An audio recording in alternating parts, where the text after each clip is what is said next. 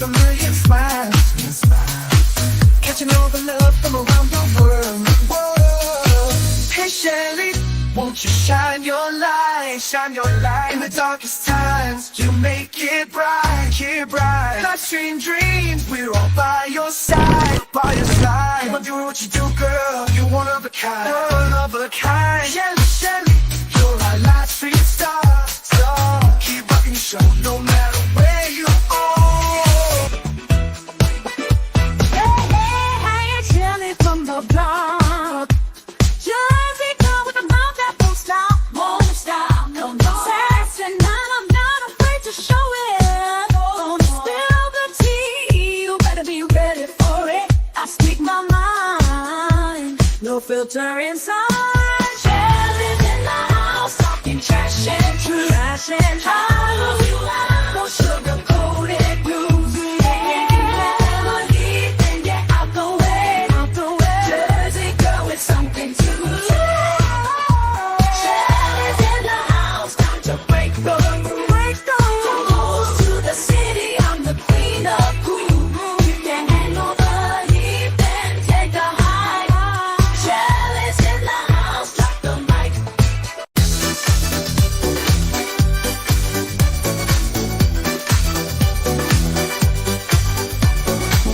Hey, Shelly in the house tonight, living it up, feeling so right. Yeah. New Jersey girl, she's got that style. Life stream queen with a million smiles, and she know the love from around the world.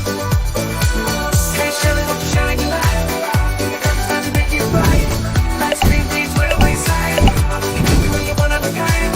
Shelly, you're a life stream star. Keep rocking your show no matter where you are. Yeah.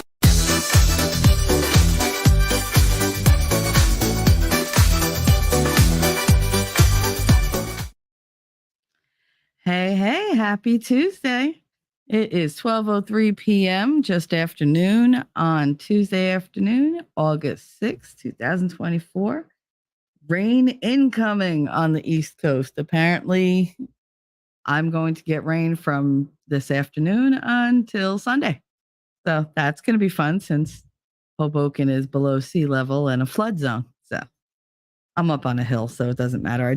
I might lose power. Who knows? I don't know. I have a little generator, so we're good. Anyway, this is, I am Shelly. I haven't done this in a while, so I'm screwing it up.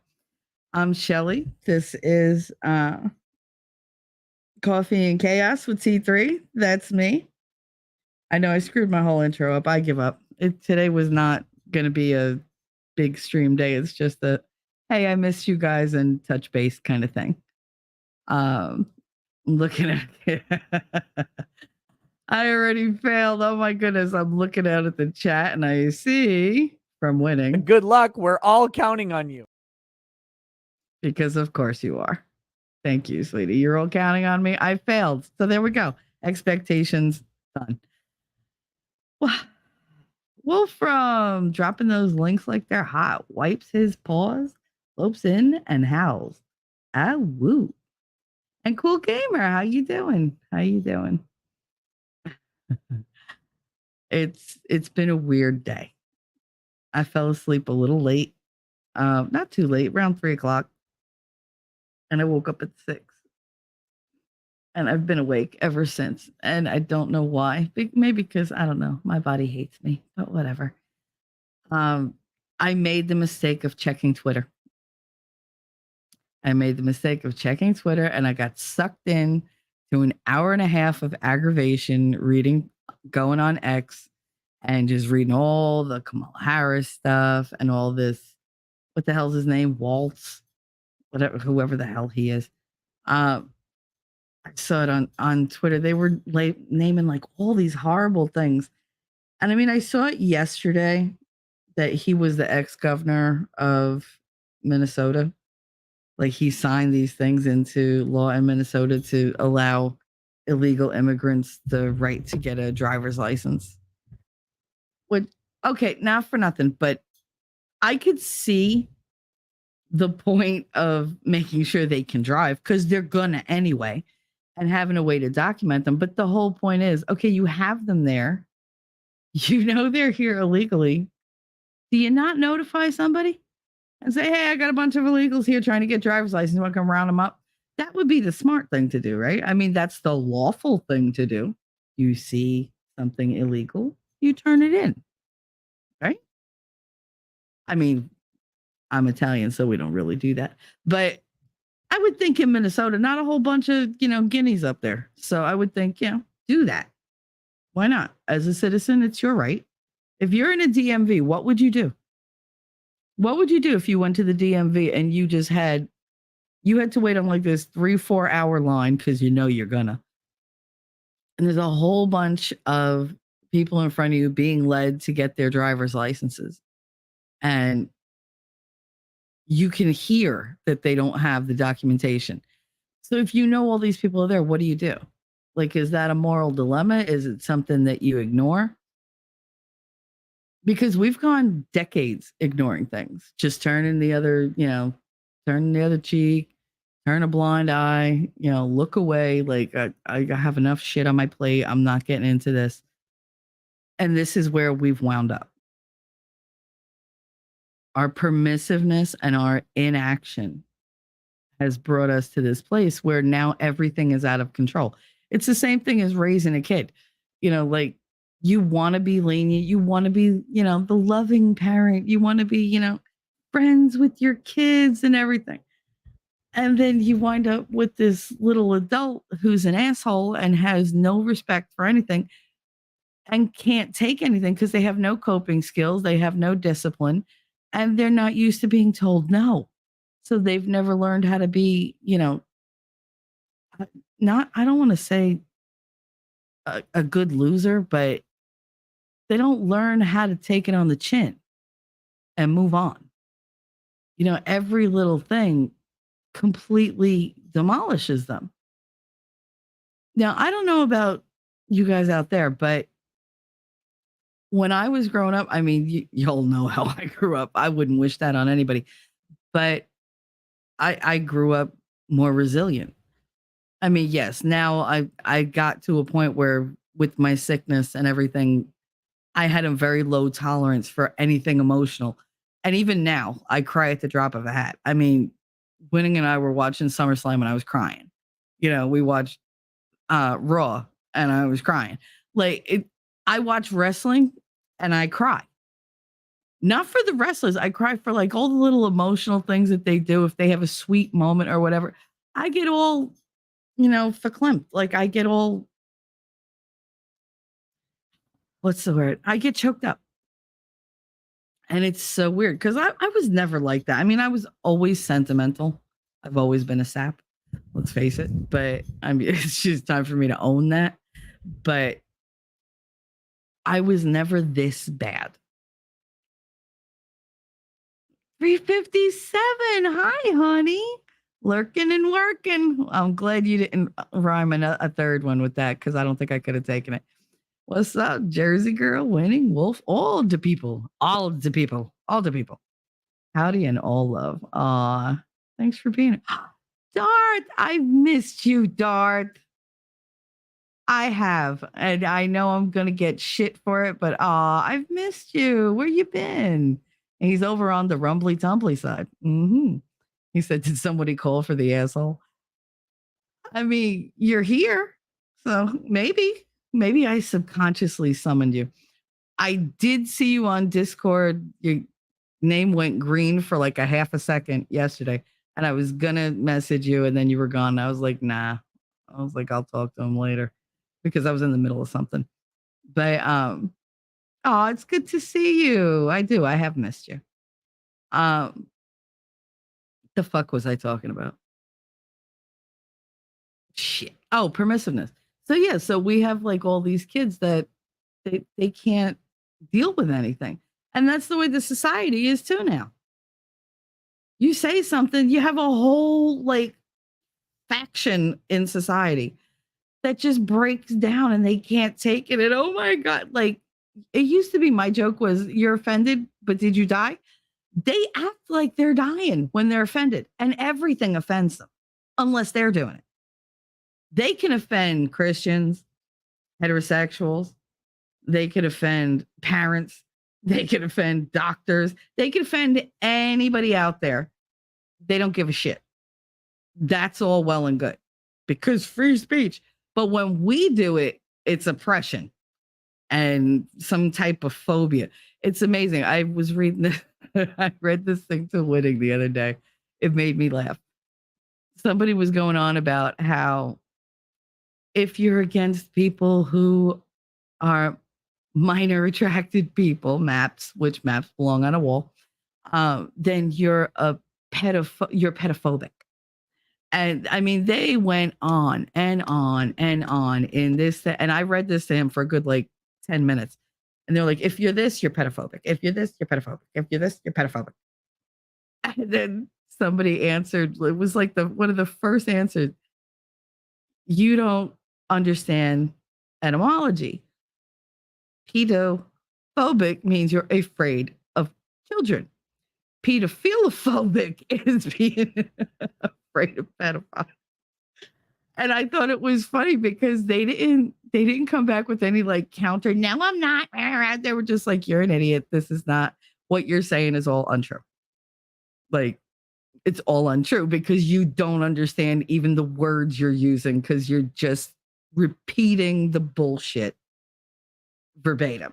Like, and that's what kills me because these people repeat the narrative over and over and over to where the words, number one, have almost no meaning to them, if any, or they don't understand what they're saying. Like they're like, but we have rights. No, you know who has rights? Those kids have rights. And we have rights as their parents to protect them to the best of our ability with every ounce of power we have as their parents. I will always defend my kids. I don't care if they're 50 and 70 or whatever. I don't care. If I'm still around, those are my kids. I want them to be independent. I want them to be on their own, but I'll be good goddamned. If something happens to them, I will be there. And good luck getting through me. Good luck. I won't stand up for me most of the time. I'll just be like, whatever. You know, if it's not life or death, I don't care. I really don't. You could go fuck off. I really don't care. I've had so many people come in and out of my life. It doesn't even matter anymore. I am fine all by myself. Do I want certain people in my life? Absolutely, 100%. But if it comes down between like me and like them and my kids, that's always going to be my kids. And that's the way it should be. It should be that way. I mean, yes, I want to grow old with somebody, but not somebody who's going to be like dangerous or mean to my kids. Like, you got to love my kids. I got to love yours. And that's it. That's not negotiable in my brain. But to these people, like, oh, well, we're protecting the kids by exposing them to all these things that they have absolutely no ability to understand. Do they understand surface level? Maybe. I'm already old. But thank you. Yeah, I enjoyed that I got old. I had a good life, let me tell you. I mean, yeah, I went through a lot of shit, but I lived every second of my life that I could. I got no regrets. Did I do shit I shouldn't have done? Yep, but I survived it. So, meh. I deal with the fallout. It's fine. Everybody makes bad decisions. It's just, you know, mine tend to be far reaching. Oh, what else did you write? No, maps belong on walls and PDF files need to be ran as executable. I like that. I like that. Yes, but I did say maps belong on walls. I'll always believe the maps belong on walls. You know, I'm very, very much against that because I know the damage it does. You know, that's what these people, they're like, oh, well, you know, it's natural. No, it's a mental illness. You are mentally ill. What happened to just calling people crazy? Why do they have to have all these letter names on top of them? This one is, the OPIS and whatever. Like, I'm just making shit up because I don't want anybody to feel like I'm attacking them. But there's all these different names, and then everything falls under this umbrella, that umbrella, that umbrella. And oh, well, if it falls under this umbrella, you get Social Security. If it falls under this umbrella, you can get free this. If you falls under this umbrella, we'll protect you. Like, I don't get it. It used to be kids and people were just crazy. You didn't need a doctor to diagnose you to tell you were crazy. People knew you knew. But for some reason now we're like, oh, well, we'll just get them treatment. There are not treatments for everything. There's really not. Some things cannot be cured. That whole, PDF thing, that can't be cured. Inya, hi, baby. Inya, out you all around you. That can't be cured. I don't care what experts are out there telling me, oh, well, the mind, fuck you.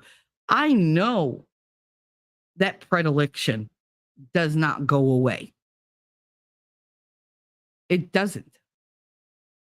So what do you do with somebody who's got something fundamentally wrong with them that's a threat to society, who can't be treated, can't be cured? You would stop them, no? You would remove them from society? What they used to do. They used to lock them up, chemically castrate them, do whatever, but they went somewhere and they lived on Thorazine for the rest of their life in a kind of drooly bubble, which, you know what? That's a kindness for people like that. It really is to me. I know I'm going a little bit off the rails today, but I'm pissed off. The Paris bullshit pissed me off.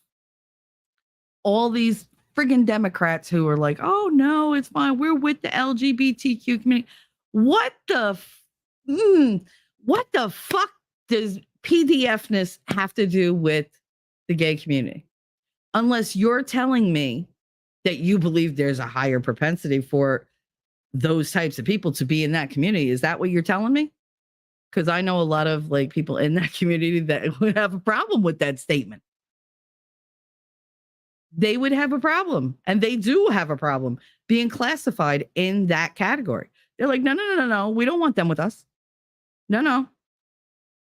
Because it used to be like the whole LGBT thing, and it used to just be LGB, was just about, hey, we have the right to love somebody of the same sex, and we have the right to have a civil union or be married, depending on our choice, because we want to share health benefits, because we live together.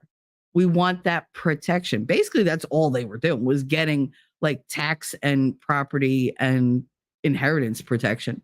They were getting healthcare protection. That's all they were really benefiting with. That was the argument, right? And I know it wasn't that long ago.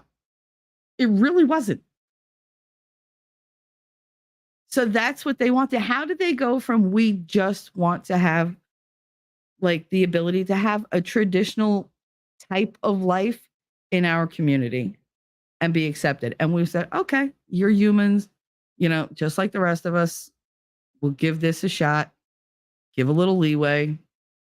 And then it just skyrocketed into, hey, I'm a 48-year-old man with 5 o'clock shadow and a dick, but I wear women's clothes and really horrible makeup. And I'm going to come to your kid's school and read to them. That's cool, right? Because I'm going to tell them all about pronouns and being transgender. And did you ever just not feel like yourself?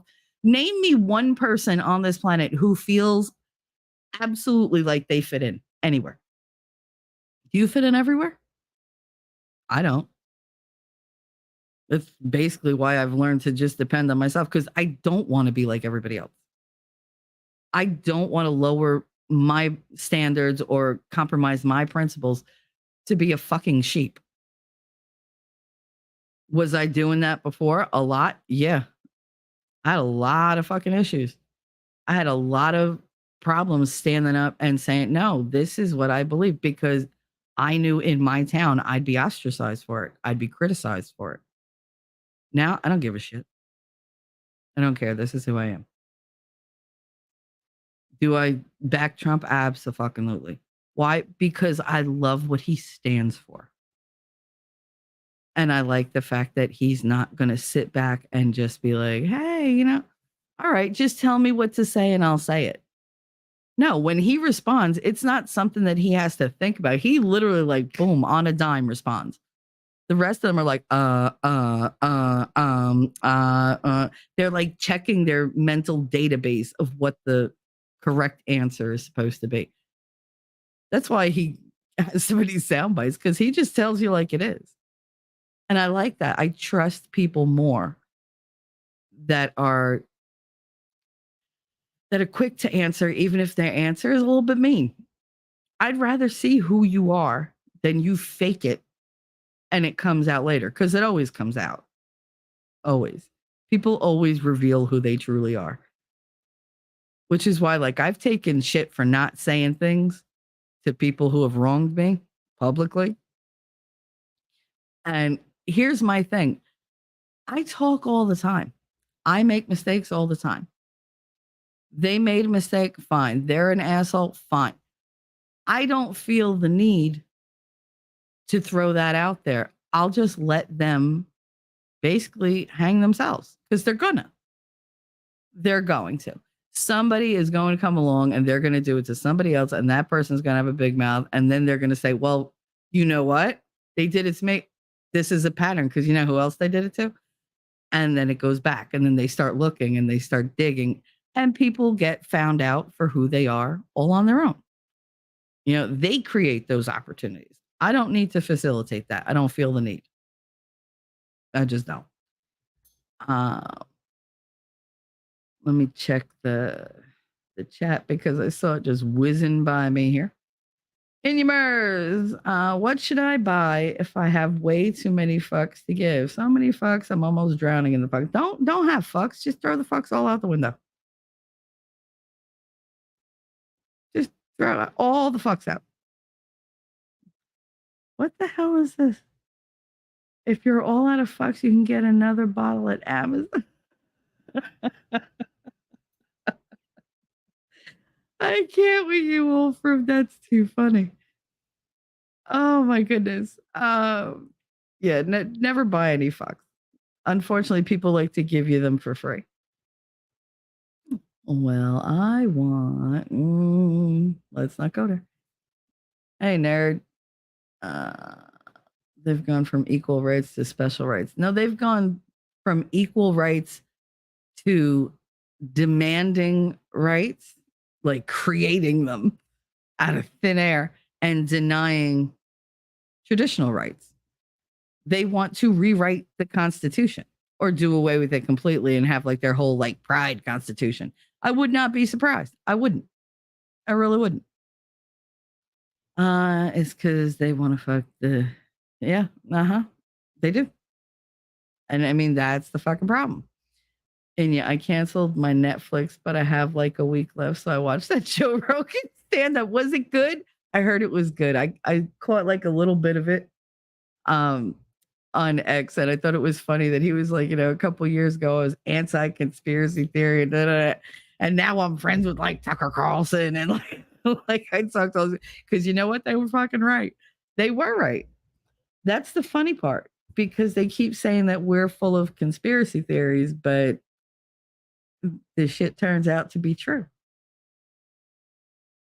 It turns out to be true. I mean, I'm not going for the big conspiracy theory. There are no chemtrails. Like, fucking calm your tits. The earth is not fucking flat. We landed on the moon. I don't want to hear it. I don't want to hear it. Just, you can take your bullshit conspiracies and just go somewhere else with them.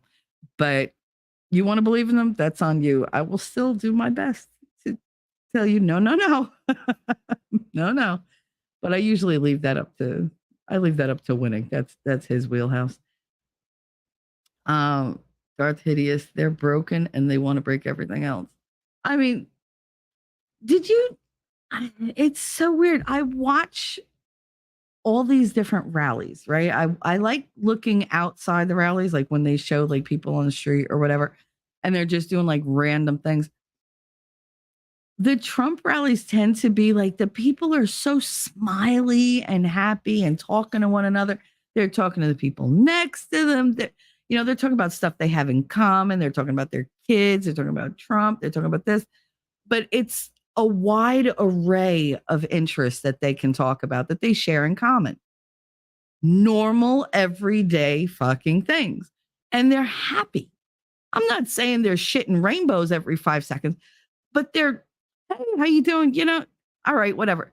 Can there be assholes? Of course there can.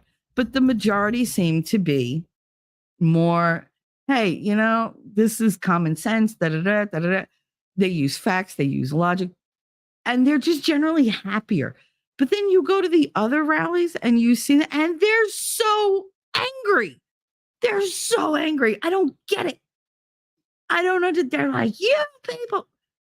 Wait a minute. First of all, you're not oppressed. You've been like the last 4 years, you guys are running the country. Look what you did to it. Look what you did to it. The stock market is in the shitter. Like, we've never been more divided. There's hatred everywhere. We're flooded with illegals, flooded with more crime, horrible. Not even like, remember when crime was like getting mugged? That was your fear. Oh, I can't go somewhere because, I can't go in that section because I might get mugged. That was your greatest fear. Now it's, oh, I can't go to the grocery store because somebody might have, like a mental break and take out the whole goddamn store. It's weird. The escalation of crime and violence. Like, people just want to destroy. That's what their side seems to be good at. They create these imaginary things like, 9,000 fucking genders. But then, like, when it comes to reality, it doesn't land with them. I don't understand the glasses that they look at life through. I mean, I didn't think most of the things that they think. Even when I was a Democrat, I was just busy with life that I didn't see what was going on around me because I was busy.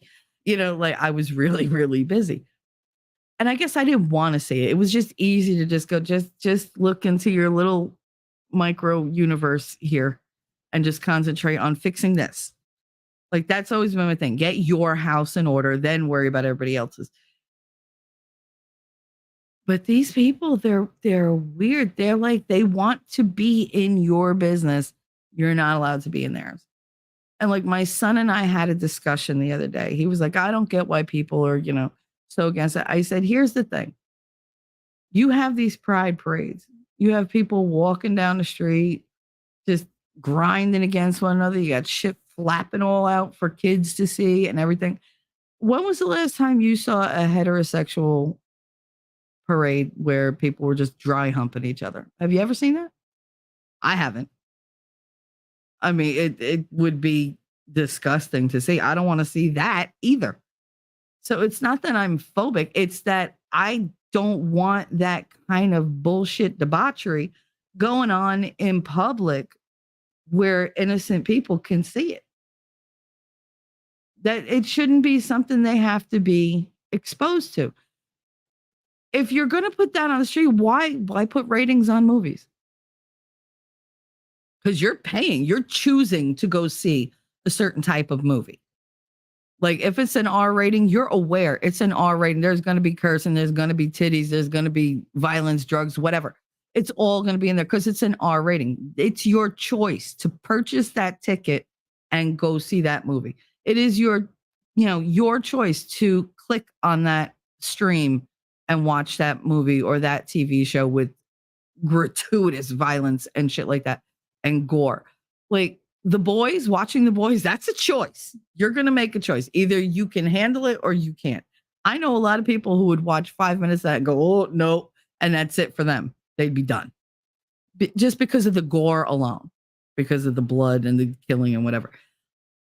But then there are others that like me and Winning, that we look at it, we're like, because it's funny, because it's make believe. But that, again, that's a choice. It's not a choice when these people are out on the street doing this for everybody to see. So then what's the point in rating or censoring or doing anything to anything? It's just a fucking free for all. And when it's a free for all, that just descends into chaos and anarchy, and no good can come from that. The world needs order. It needs morals. It needs some type of moral guideline. And they've just taken morals and principles and thrown them right out the window and said, well, y'all are just prudes. Y'all are stuck up. There's something wrong with everybody. We're the ones that are right. No, you're the fringe. You're a teeny tiny group with a real big fucking mouth and a lot of money behind you. That's why you're everywhere. That's why you see the same people over and over and over, because it's not a lot of people. They're not everywhere simultaneously. They're everywhere selectively. It's planned. Oh, that's a photo op, going to be there. Oh, that'll be televised, going to be there. So that they can stoke people up and get their message across. And their message is pure crap. The message is abandon the family, abandon your God, abandon your morals, abandon your upbringing, abandon your heritage and your traditions. You have to be like us. And I don't accept that. I'm not entirely sure how we got on this rant, but it felt good to get that out. Because I really do think that it's all about, they just want everybody to be weird so they don't look weird. It's like, I can't fit in, so I'll make you all like me. No. Let's not go there. There are things I've done in my past that I wish I could undo. I do. At this point in my life, I look back and it's like a little cringe. I'm like, oh. But again, I have no regrets because, like I said, I lived my life. I just wish I would have lived a smarter one. Maybe a little less inhibited. Yeah, a little less uninhibited, I should say. Because I lived uninhibited. I did what I want. I said what I wanted. And I always said, let the chips fall where they may. And that was a lack of foresight on my part. Because I wasn't thinking, at some point, I got to own up to all this. And now, either I have to own up to it now on this plane of existence or in the next. Either way, I have to answer for everything I've ever done. And I'm not entirely sure God's going to like my answers. I mean, because it seemed like a good idea at the time, or I felt like it. I kind of feel like I deserve a little bit of a smack from God, which, I mean, I think he's given to me now, but, preemptive. But it could be worse. And it might be. I don't know. All I can do is live the best life I can, be as genuine as I can be as honest as I can be, even when it hurts, even when it makes me look bad. Because I've been very honest. I've told you all I'm a bitch. I could be a real mean bitch. I could be evil. I don't want to be, though. And intention counts. Your intentions count. You don't always have to be the best person, but to want to be a better person, that means something. Never give up on that. Never give up on trying to be better. Even if you fail, fuck it. Learn from your failure. Try again. Nobody said you have like a finite amount of chances. You use your chances until you run out. And when you run out is when life runs out, and then it's in God's hands regardless. I don't know. I know I'm all over the place, but I have so many thoughts going through my head. And with this whole move happening, which will be done in about less than 2 weeks, I just have to wait till the 15th and make sure that my son has his bed and everything, because Katie has her bed. I have my bed in, the new house. Connor's stuff isn't coming until the 15th. Once I know his room is set up and he'll be good to just settle in and put his stuff away and whatever, then I'll say, okay, I'm ready to go. Until then, I'm just getting all the paperwork and everything in place, and most of the house is packed. It doesn't feel like it to me because I still have so much furniture, but this is all furniture that's getting thrown out. So I am nervous. I am very nervous. because I haven't moved in 20 years. And it's a little daunting. It's a little daunting. My mother keeps telling me how much she loves the area though. And it's so quiet. It's so great. And nobody bothers you. And you got to see all the animals. There's a family of hawks that live across the street in the trees, in the woods that are across the street from the house. And my mother took video of the hawk just swooping in, taking another bird off the power line and ripping its innards out. And I was like, great. So of course I sent it to Winning and he was like hysterical because not thinking about it a couple days later, what do I order for the house? Bird feeders. He was like, oh, that'll be cute. Like I wasn't thinking about it. I'm like, man, I'm just going to set up a smorgasbord for these fucking hawks. Like we're going to have some fat hawks if I keep setting up bird feeders. I got to find a way to, I don't know, protect the bird feeders. I don't know, build like a little portico over one of them. Because what's the point of being out in the country if you're not going to see the friggin' birds? It's just me though. But yeah, now I have visions of like, oh, look, it's a cardinal rip. Like, yeah. Okay. Just have that falcon or hawk, whatever the hell it is, swoop in and take it. Because they're big. They're not little. They are big. So it's just like, all right. So I know not to have any like puppies or kittens outside because they'd be bye-bye. We also have coyotes and bears, which are fun. There's also, my mother saw a possum. She was not happy about it. And I'm pretty sure the possum wasn't that thrilled either. I wonder which one sounded worse. It's going to be fun though once I move because you'll get a lot more interruptions from Mother Perez. That's what Winning calls our Mother Perez. Michelle, what are you doing? What are you doing? You doing one of your radio shows? Because that's what she calls it. It's a radio show. Never mind that nobody listens to the fucking radio anymore. But yeah, it's a radio show, Ma. All right, whatever. I think she thinks it's like ham radio. Like I'm sitting here and I'm only reaching like Hudson County or what. Like it only goes like 5 miles in every direction. It's just funny. Or like pirate radio, like you're doing something illegal. She's so weird. She doesn't get it. And she's listened to some of the friggin' podcasts and nope. She don't get it. But y'all are going to laugh as time goes on because my mother and I fight constantly. It's a constant brawl because she makes decisions like I'm still a teenager. And I'm like, bitch, I am a grown woman. Can I make my own damn decisions? Please? Just let me pick out the color of my own goddamn curtains because my room. I don't want your shit in my room. I don't want you touching anything of mine because y'all know I skeeve my mother. It's funny because if she touches my fork, I'm like, I can't use that one. She's like, how would I do? I don't know, but use a napkin. I don't want you touching. I don't want her touching my utensils. If she takes a sip from my glass, forget it. I lose my mind. And she does it just to piss me off. So it'll be amusing to say the least, but it'll definitely be exciting at some point.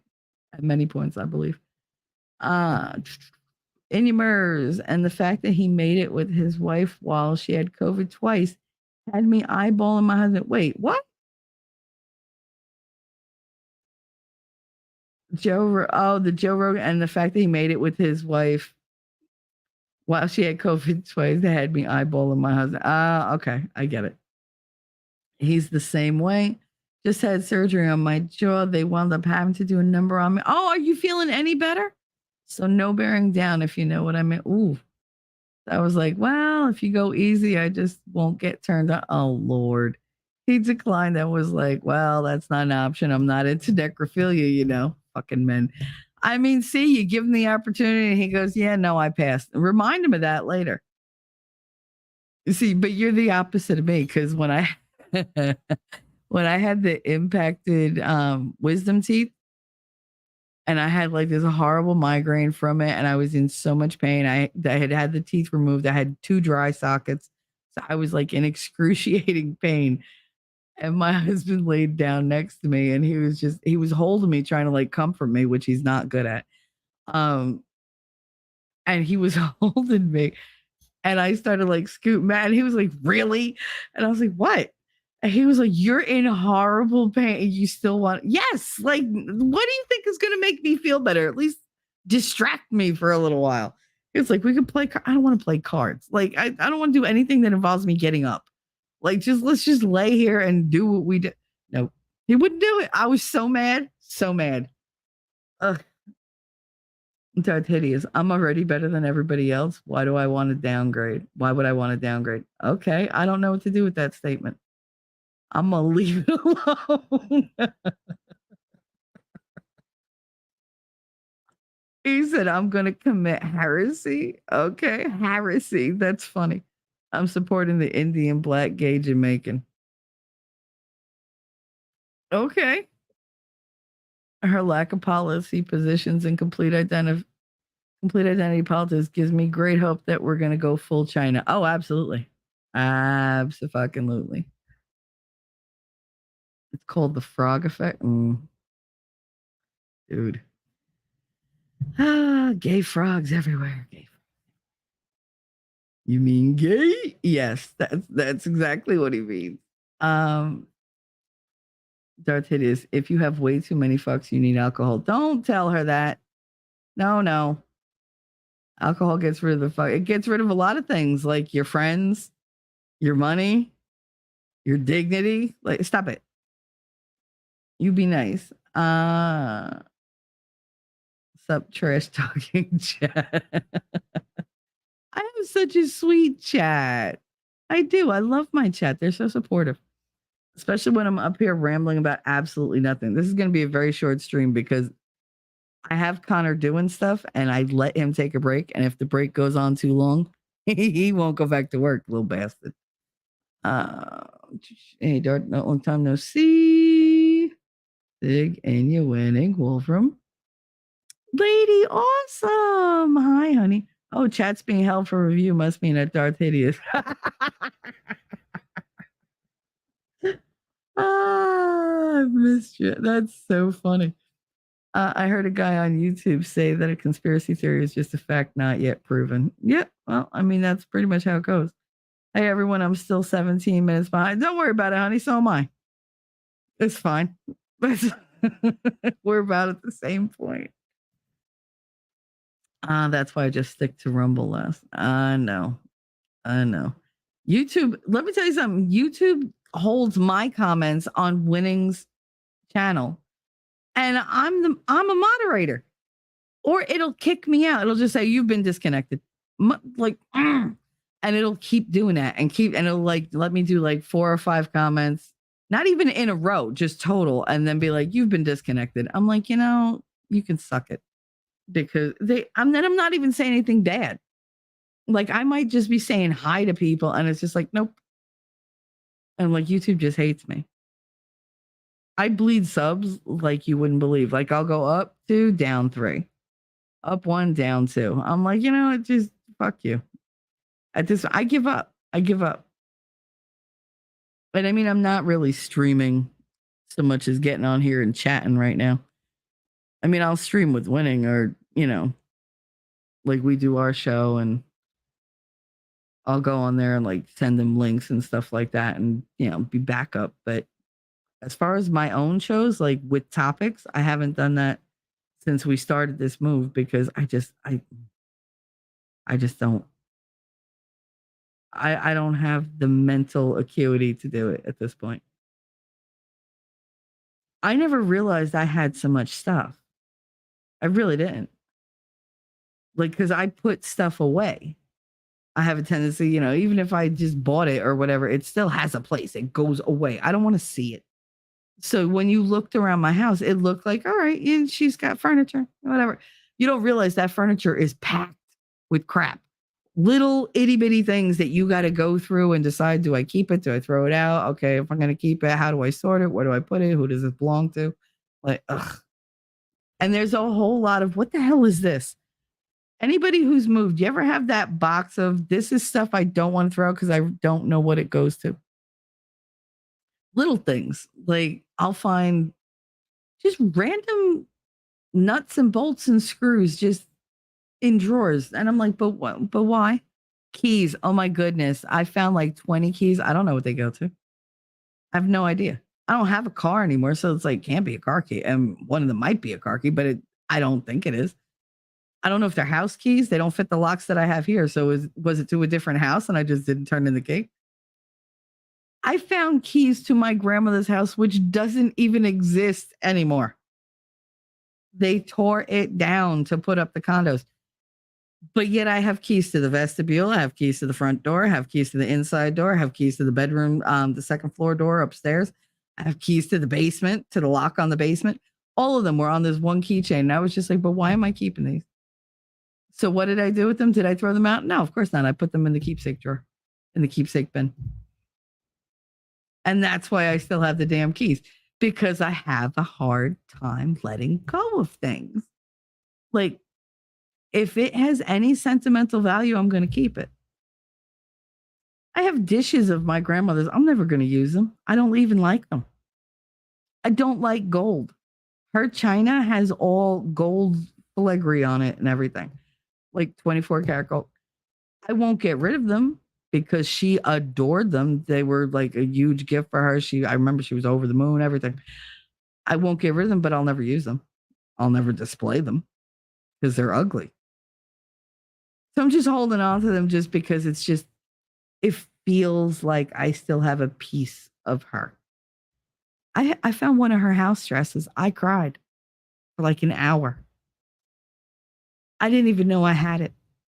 It was all wrapped in tissue paper, and I had it in a plastic bag, in like a Ziploc bag. I'd sucked all the air out, so it was nice and like vacuum sealed. And I took it, like Connor brought me this whole big bin of stuff that he took out of the closet.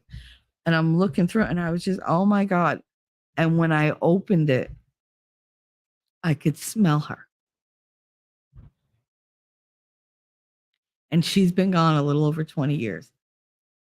And I felt such a rush of emotion. And I missed her so much. And Connor was like, what are you doing? And I was like, this is my grandmother's house dress. And he was like, you still have it? I said, I'll probably have this until I'm gone. And I said, smell it. And he said, it smells like old people. I was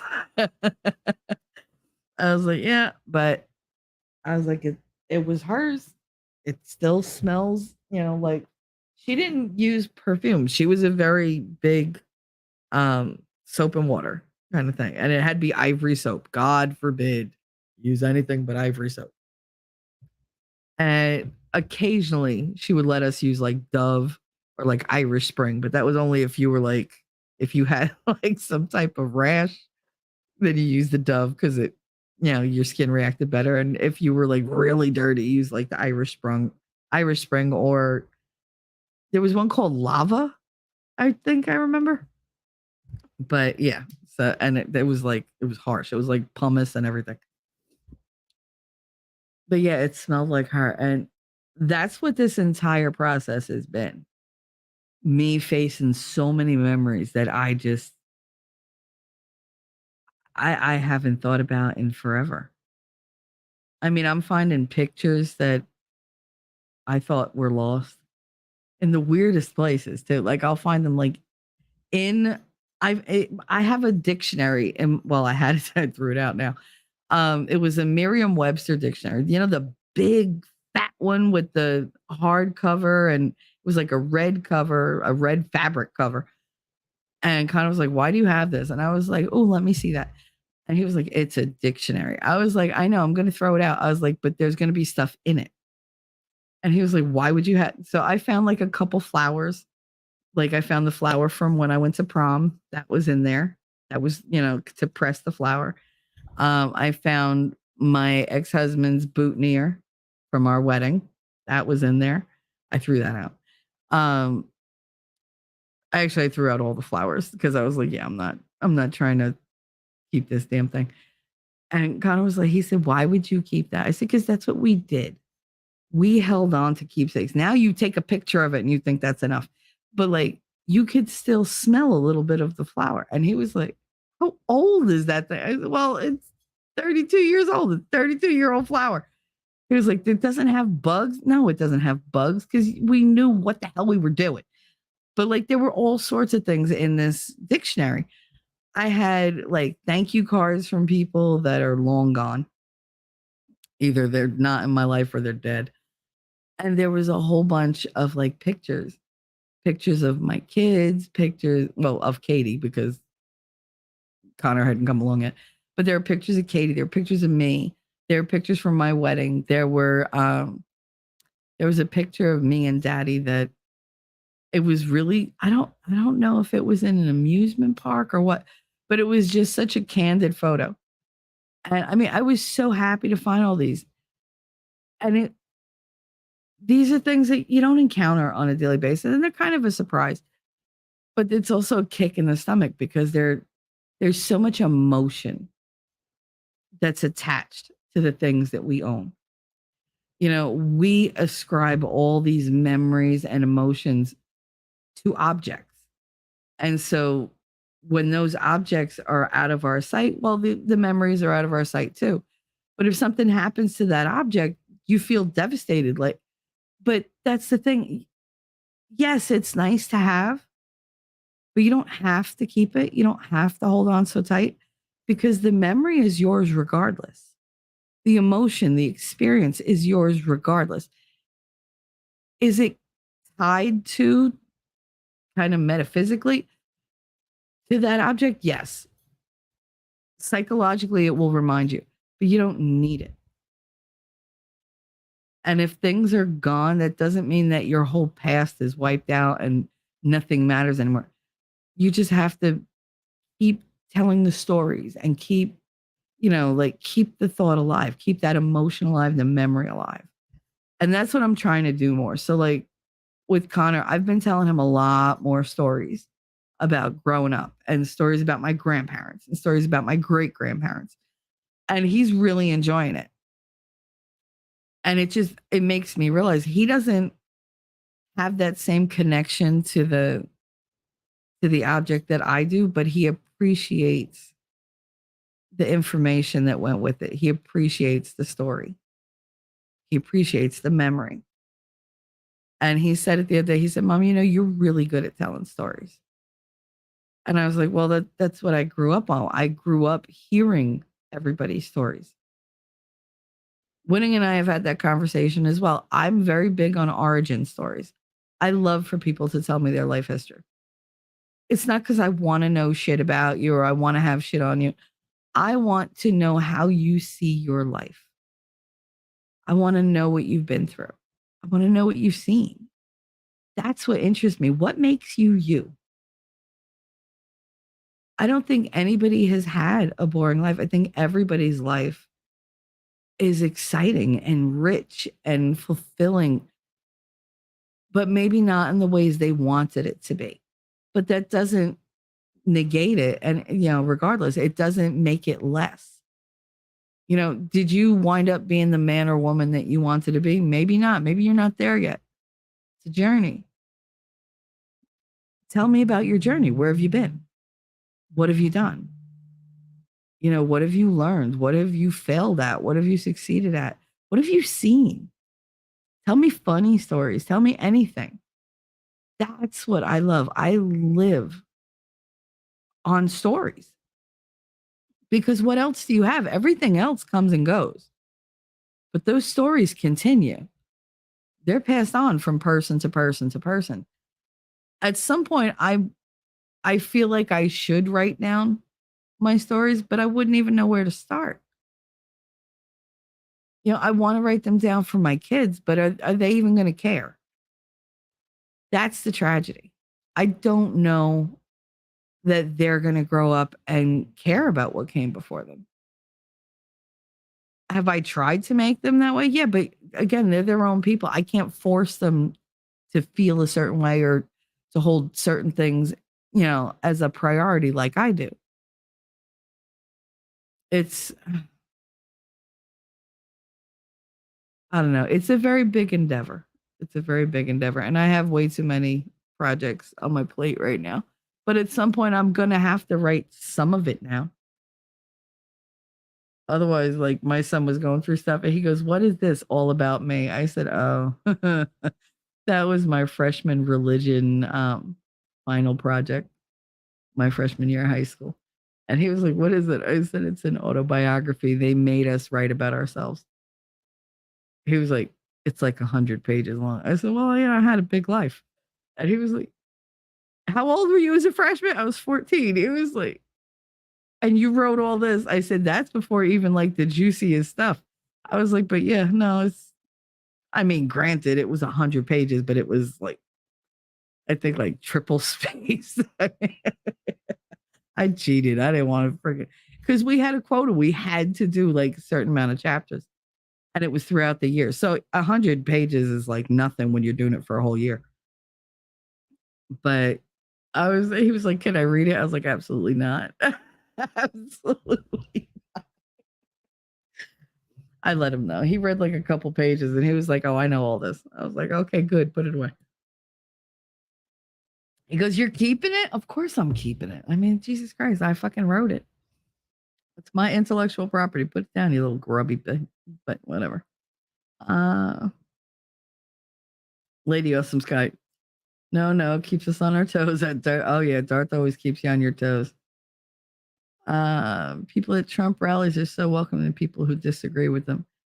Yeah, I mean, you're always going to come across that one or, the odd man out who just wants to be an asshole. But I think for the most part, they tend to know that they're being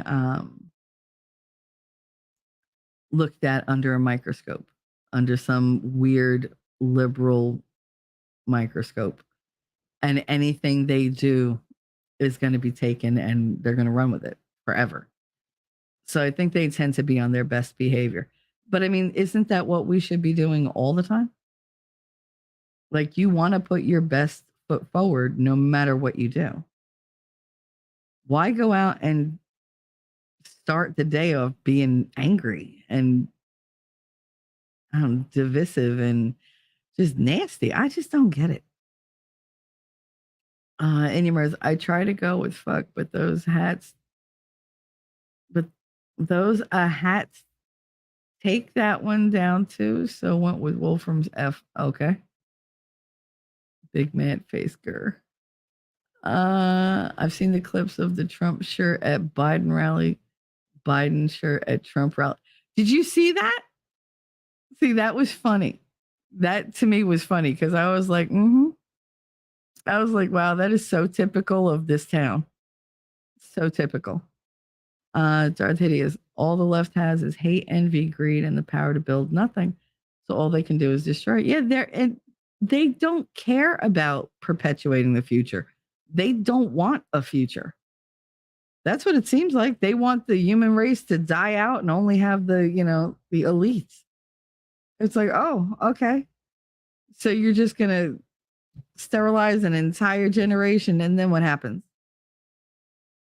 You're gonna leave it up to the generation before them to keep having babies like later and later and later in life because they have to freaking populate the planet?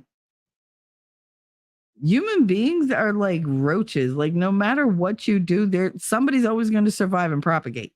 Like it's gonna happen. We overtook the planet how many times? Like at least the one time. I'm pretty sure Ice Age wasn't very good for us either. But again, I'm having like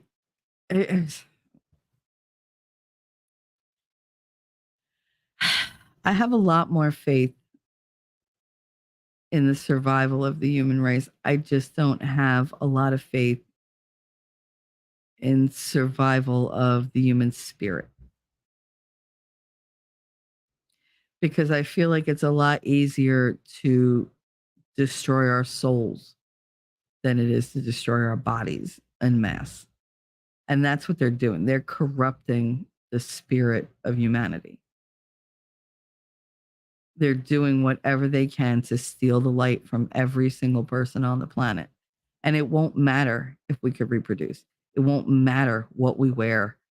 It won't matter if you're tall, if you're short, if you're thin, if you're fat, if you're white, if you're black. None of that will matter because everybody will be empty. what is the point if there's no light and no joy and no love in the world? I don't see the point. So if that's the future, if that's written in stone, then I give up. But I don't believe it is. I believe in humanity. I believe in the human race. I just want to believe more in their resilience, in their ability to fight off darkness and to retain their light and to be good. I want decency to be a thing. And I don't feel like it is anymore. Like people are just so isolated and so angry. I don't know. I want more hugs. I know it sounds so kumbaya and stupid, but I do. I want people to want to hug each other more. You don't actually have to do it, but I want you to want to hug somebody rather than punch them in the face. I want you to listen rather than just be ready to argue all the time and defend. Nobody has discussions anymore because everybody's so defensive. You don't agree with me, so I have to defend my point. How about you listen to theirs and then they listen to yours and then you see where you're at after that? Don't take any effort. It really doesn't. Just sit down, shut the fuck up, and open your ears. That's it. Don't take that much. And then when you have a point, wait your goddamn turn and give your point. Don't attack, because that's what they tend to do. They attack. I haven't heard shit about policies on the other side. All I've heard is Trump is going to do this. Trump is going to do that. Trump is this. Trump is that. Trump. Like, if all you have to stand on is putting down somebody else, you ain't got shit. Trump literally has like a list of things he plans to do and how he plans to do them. And has told us, which is great because I really like knowing the specifics. But the other side, nothing. Harris does that thing where she does the Oreo cookie thing, but instead of like positive, negative, positive, it's repeat, repeat, repeat. Bullshit. It's all bullshit. Well, the importance of, democracy is so that democracy, has an importance in your life. And then the importance of democracy is evident in your life because democracy is important. Shut up. Like, what did you just tell me? You told me nothing. You literally took 5 minutes of my life I can't get back with bullshit. Thank you. And I'm supposed to believe in you. Why? I'm supposed to vote for you. Why? Because somebody told me to? Yeah, because I'm so good at doing what other people tell me to do. That's a good one. Stop. I can't wait to move to the new house so I can register to vote in a different fucking state. I splurged and I bought gifts for my mother and for her husband, for Alfredo, of Trump paraphernalia. I bought them Trump hats, Trump t-shirts. I even got myself a red MAGA hat because I was like, I'm not going to wear it because I don't feel like getting shot. But I definitely want to have it so that, my kids and hopefully my grandkids, God willing, they'll have that because that's a piece of history. I think all of us should have one of those just tucked away somewhere. Be like, oh my God, because generations down the line, they're going to know what that red hat stood for. For good or for bad. They're going to say, oh my God, grandma had a red hat or grandpa had a red MAGA hat. Oh my God. Did you know that? I heard about these. Did you ever see one? So it's a good way to support, the platform and have a little piece of history. Again, sentimentality. That's what I do. But I'm not a pack rat. I never let it get crazy. I do purge every couple of years. I just haven't in a while. If they could create anything of value, they'd be right wing. I mean, I don't feel like you have to be right wing as long as you're not far left or far like extreme liberal, because there are many things that they do that I don't think are bad. It's just the things they do that are bad are so big you forget about anything else. And because they're so liberal, because the ones in charge are so liberal, you don't you lump in all the good people with them, which is sad because I think there's good and bad on both sides. Unfortunately, the ones that are in power on that side are the ultimate in bad to me. So I can't believe in them. I have to go against them. But I don't want to believe the people that vote that way are all like that. I think some of them are either not informed or they're misinformed or they just don't care. Like a lot of them, I think, are just like, oh, yeah, I've always voted this way. I guarantee half the people in this nation that vote, when they go and cast their vote and then come out and you say, who exactly did you vote for? You cast 9 votes today. Who were the 9 people you vote for? I guarantee they can give you 2 names. And that's pretty much it. And you say, well, why did you vote? Well, I just went right down the ticket. Because that's what they do. They go right down the ticket. Questions, half of them just, oh, I don't want anything to change. They hit no. They don't even know what the question was. It's scary. And I'm just as guilty of it. I have been just as guilty of not knowing who the hell I was voting for. It was just, all right, Democrat, I want to get the hell out of here. Because voting was not a big thing to me. It didn't matter to me because I didn't feel like it affected my life immediately.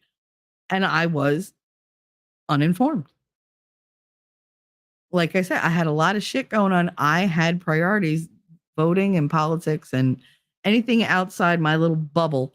That was not my priority. So I didn't pay attention to it. I went through the motions like, okay, yeah, click, click, click, click, click. All right, I voted. Leave me alone. Just so that I did my civic duty so that nobody could give me shit about it. But if you asked me like who was on the ticket that I voted for, I wouldn't know. I'd know the top 1, maybe the top 2, possibly a senator, though I doubt it because I wouldn't have voted for Menendez or Melendez, whatever the fuck his name was. Either way, which other side or no side, just smile a bit. It helped. Yeah. I smile all the time. I kind of wish I didn't. Because I smile and the person that I'm smiling at or being like, they get a little snarky and that's the end of my mood. And I'm just like, all right. Or they don't like respond to it and I get like, hello. Like, you want to knock on their forehead, be like, hello, McFly. Anybody home? But I don't know. Sometimes I feel like my efforts are wasted. So why bother? But then if I'm upset, it's mad. I'll just leave me alone. Like when I'm happy, nobody gets happy with me. But when I'm upset, what's the matter with you? Why are you always like that? I'm not always like that. You just notice when I am because when I'm happy, you don't give a fuck. It's like, does it not rub off? 357. I'm taking off. Be safe, nerds, and stay vigilant. Love y'all. It was good seeing you, honey. It really was. I know I'm way behind. Personal responsibility. All right. Well, like I said, I don't like the far of anything because I think going too extreme is ridiculous. Inya, I don't think I've changed my views that much. It seems more the system is what's changing. The far left seems crazier and crazier. I will say that leaning more right or viewing more right. Yeah. I tend to be a lot more not conservative in my thinking. I'd say I'm more traditional in my thinking. Like I want things to go back to being more traditional, having a more modest society, where people are humbler and there's a little mystery to people. I don't want to see everything about you when I look at you. I'd like to leave some of it up to my imagination. I'd like a little something to fantasize about before we actually get there. Like, I don't like the whole, I can see everything about everybody because they're literally walking around just shouting it to the world. Like, what? Like, I want to get to know somebody. I don't want you to like just throw it all out there. Let it unfold, organically. Don't come at me with your worst I'd be like, here, this is the worst I am. Deal with it. Like, no, because then I'm just gonna walk away. Like I need something to believe in before I really like get invested in you. I need to see something there. But I want to discover it. I don't want you to tell me what's great about you because maybe that's not something that I hold in, high value. Maybe what you think best about you is something that really doesn't matter to me. Like these people that walk around, they're like, oh, yeah, I have all this money. That money don't mean shit to me. I don't want to see your bank account. I don't want to see your flashy car. I don't want to see none of that. Who are you inside? I want to discover that. Can we get back to that type of like world where you have to get to know people and form connections instead of just making these arbitrary judgments and just either latching onto somebody obsessively or walking away and disregarding them as if they're nothing? What happened to just everybody has value? You just have to look for it.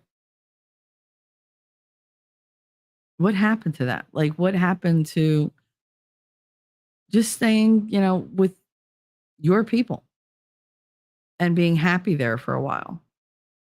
Instead of, oh, I can't talk to my mother. I can't talk to my grandmother because we have different views. So they're different. So I have to like cut all ties with them because they're toxic. A difference in opinion is not toxicity. How you approach that difference and how you deal with it, that could be toxic. But being different is not toxic. Like you can have a difference of opinion. It opens up conversations. Just stop making the conversation so damn personal. Like if I don't agree with Kamala Harris, why does that hurt your feelings? Well, because it's a personal affront to me. How? I don't like her. I didn't say shit about you. I don't see why we can't be friends because I don't like a politician. I mean, based on like just history at, not liking politicians is pretty average. I mean, I think it's normal because they're not exactly the cream of the crop. These are not bastions of, decency, virtue and humanity. Like they're just not. They're icky. We know they're all icky. It's just we have an acceptable level of ickiness.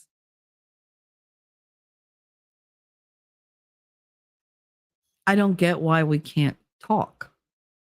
The same with religion. Why does it have to be so volatile? Oh my goodness. Like if I say, oh, hey, well, I believe this. Why are you mad? I'm not telling you what to believe. I'm telling you what I believe. I'm not telling you, oh, you have to scrap everything you've ever learned and you have to, like glom onto my doctrine because this is what, this is the truth.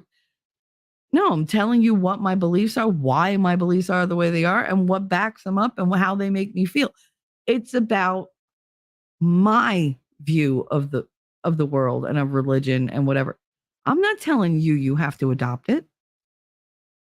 I'm not telling you that your belief system is wrong. That's your belief system. How about you explain your belief system to me? Tell me what makes you feel that way. Don't tell me how my belief system makes you feel because I don't care. It's mine. Why does that have to be part of the conversation? Oh, well, you're this and you're that. Blah, blah, blah. And then it becomes like a personal attack. And it's like, bro, like I'm explaining to you like what I believe in as far as religion. Like I'm explaining how I see God and how I see Jesus. Why are you mad at me?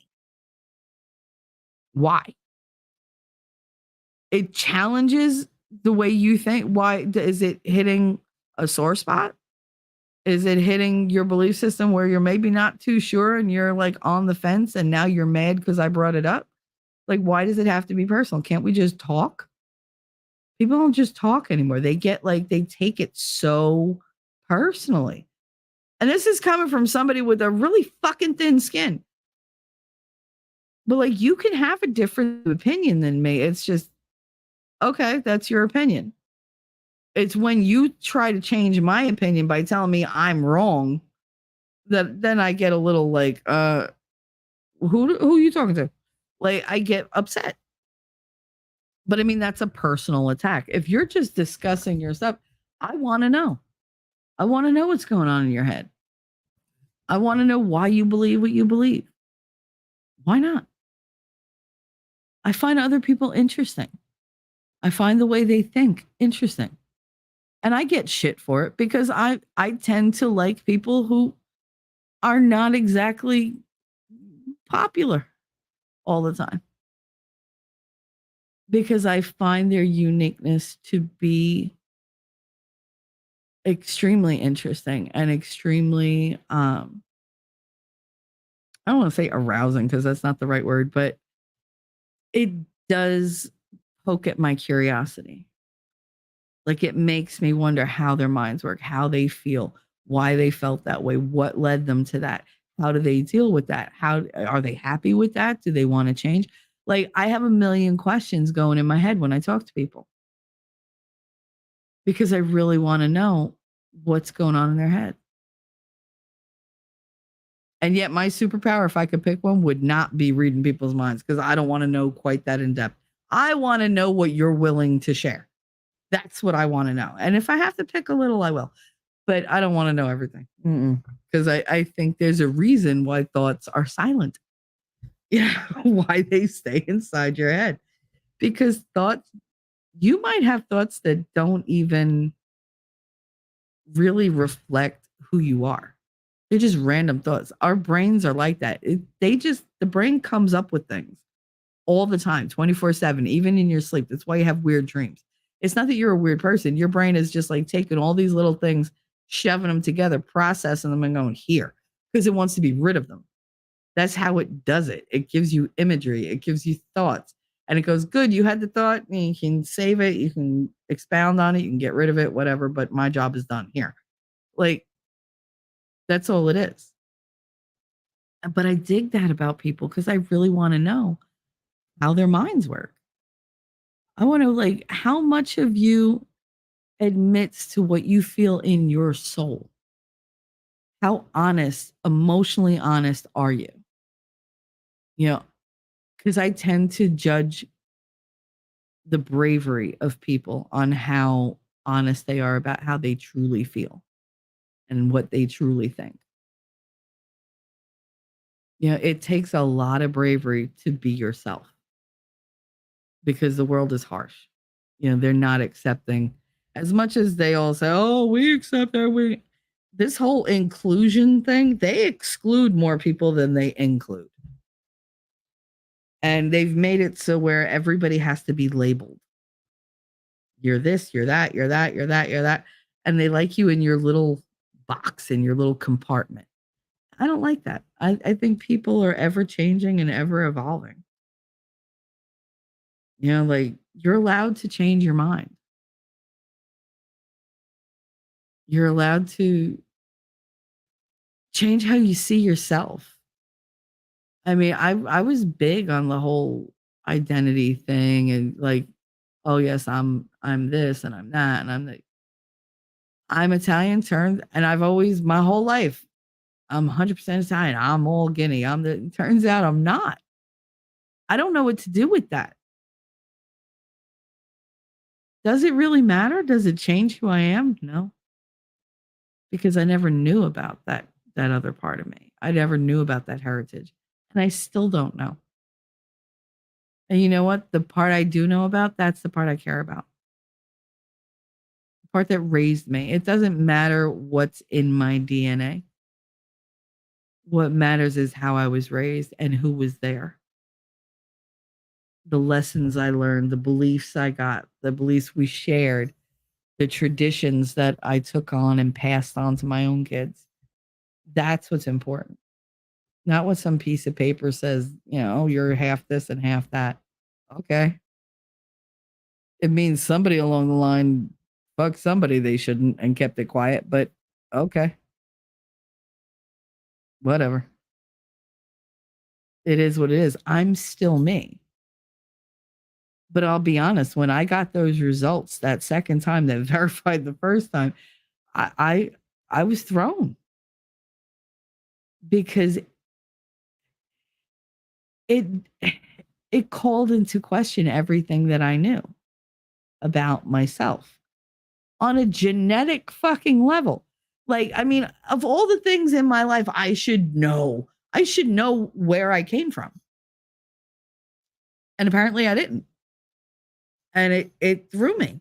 I was like, okay, so like, how do I identify? And then I was like, wait a minute, you dumb bitch. You're still the same person you were before you got these stupid results. It's a number. You know, that's all it is. It's telling you, okay, some of your relatives came from this area instead. Does it make a difference? No. The only difference is I sunburn. That's the only goddamn difference.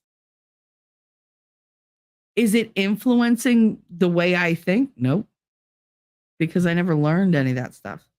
Is it influencing my traditions? Nope. Because I didn't have those traditions. Do I want to adopt them and look into it? No, not really. Not really. Because it's not important. But I had to decide that it's not important as a part of who I am. Who I am that's been a whole lifelong journey. You're not going to change everything that I've gone through for the last 50 years and everything I've learned by telling me, oh, well, this one thing that you thought you knew, you were half right.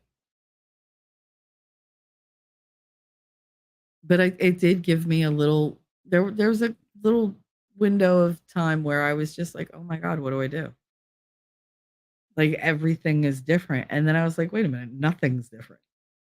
It's all perception. It's what you allow to overtake your mind, to overtake your thought processes. Things are not different. One fact has altered. That's it. Does it make everything else look different? No. Am I suddenly going to be walking around with a Finnish fucking flag? No. Because I'm Italian. That's just who I am. I bleed gravy. Like, I mean, that's just what it is. I am who I was raised by. I am part of the world that influenced me. I can't just throw that away because I got some results that said, oh, you're not exactly genetically who you thought you were. So we don't know which relative stepped out, but you might not be related to like this whole branch of your family. I'm like, I'm good with that. Like, there's still family, whether there's blood there or not, still family.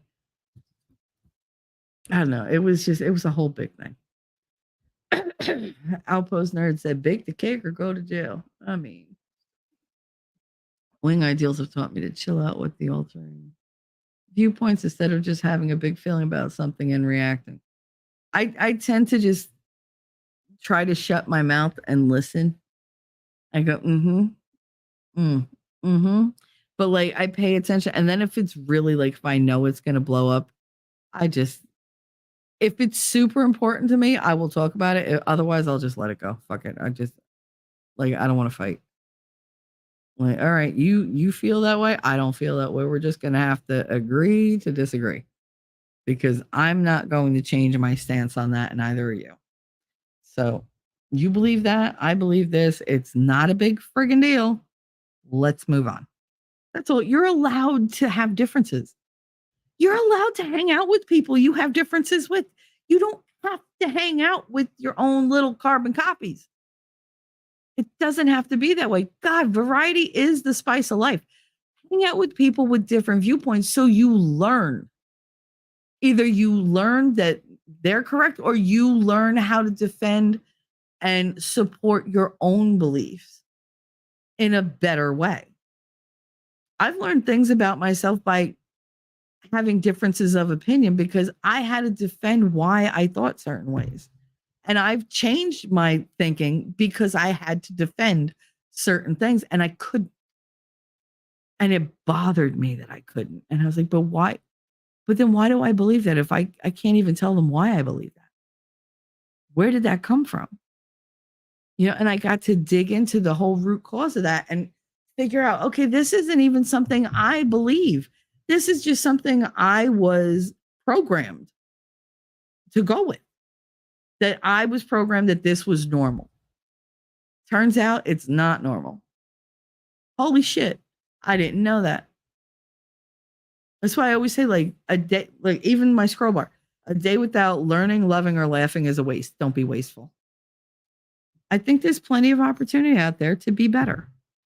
And I think you get better by going and listening to people who are different than you. This way you can compare, contrast, and you work on it. More information is never a bad thing. I want all the information. A lot of people don't. They want to stay in their little box and that's it. I feel bad for them. Jacob Peets, what's up? It's not that I'm phobic. I'm not afraid of you. I just don't like it. That's the thing. I using the word phobic kills me because I'm not afraid of PDFs. I'm not afraid of trannies. I just don't like them. It's not that I don't like trannies like as people, because I mean I think you're gonna do what you're gonna do. If you're an adult, I can't really stop you. But I don't see why I have to see it. People have the right to shit whenever they feel the need to shit, but I don't want them doing it on the street where I could see it and step in it. Like, go do that in private. We all do it. And my son said, he goes, you got a really good point. He was like, because I don't even like seeing like a guy and a girl kissing on the street. I'm like, ugh, get a room. Like, he goes, because it makes me uncomfortable. I said, that makes you uncomfortable, but I'm supposed to watch people, like guys and girls like getting together, wearing like harnesses instead of clothes, like dry humping each other and waving their dicks around with vaginas on their heads and everything else. And I'm supposed to be cool with it? You think it doesn't make me uncomfortable? Me, of all people, I have quite the sense of humor. It still makes me uncomfortable because I look and go, what the hell? Like, why do I have to be surrounded by that? If I go to a parade, it's to see the goddamn band, to see the classic cars, to see like the Boy Scout troops that are coming down, like, all marching in line, to see like something, to celebrate something, but it's not to see a bunch of like rainbow glitter freaks. Like, I can't. That's not what I'm there for. If that's the only parade you're going to have, we don't have a St. Patty's Day parade here anymore because it got too raucous, they said. And it was way too Catholic, is what they said. And it was very ethnic. So we were excluding like everybody who was Jewish or just Christian or non-Christian or atheist or whatever. So we weren't allowed to have the St. Patty's Day parade. They were excluding everybody who wasn't Irish because, people feel bad if they're not Irish because now the Irish, there's going to be, like tons of drunken people and tons of fights and da-da-da. So no St. Patty's Day parade, but the damn Pride parade goes on. There's a friggin' rainbow painted outside City Hall. Why? I don't fucking know. Especially since the mayor is Muslim.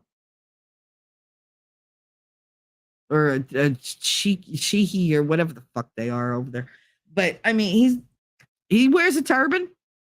I highly doubt that his religion is accepting of the gays, but okay, let's paint a rainbow outside City Hall.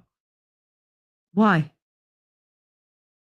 Okay, so in the Italian neighborhoods, can we go paint the Italian flag down that street? No, that would be vandalism, right? But your rainbow flag, that's cool. Okay. I don't get it, but okay. Nothing I could do about it because they didn't even vote on that shit. They just decided to do it. Oh, the city council voted on it. Where's that meeting? Show me. Show me that meeting because I watched many of those meetings. I never saw that come up, not once. Oh, it was in closed session. Oh, so you were keeping it secret. It was a back room kind of thing. Ah, I get it. Why didn't you put it in front of the people? Maybe because we would have said, yeah, we don't want that. Maybe. I don't know. Could be. All I know is I left a profession that I loved because everything was about pronouns and there were a bunch of transgender males going around in dresses, ugly as fuck. And I was very uncomfortable. And I was very uncomfortable for the kids. And I was getting more and more anxious. I didn't want to go to work because I didn't want to have to deal with these people. And then I don't know if you'd call it lucky, but I mean, I got sick and I couldn't work there anymore. Otherwise, I probably would have stayed because it was my income. And I couldn't play, I couldn't play craps with my income. It wasn't a roll of the dice kind of thing because rent was due. I had to leave, but I'm glad I did because I couldn't take it. It was so uncomfortable. I don't think people realize how awkward it is for us to be introduced to somebody and you don't know what the hell to call them. We had 2 teachers that I knew when they were kids, when they were students.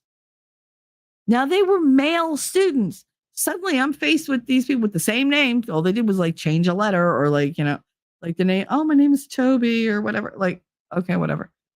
I'm teacher O. Oh, like your teacher. What about Mr. O, Ms. O? No, I'm teacher O. Why you got to be different?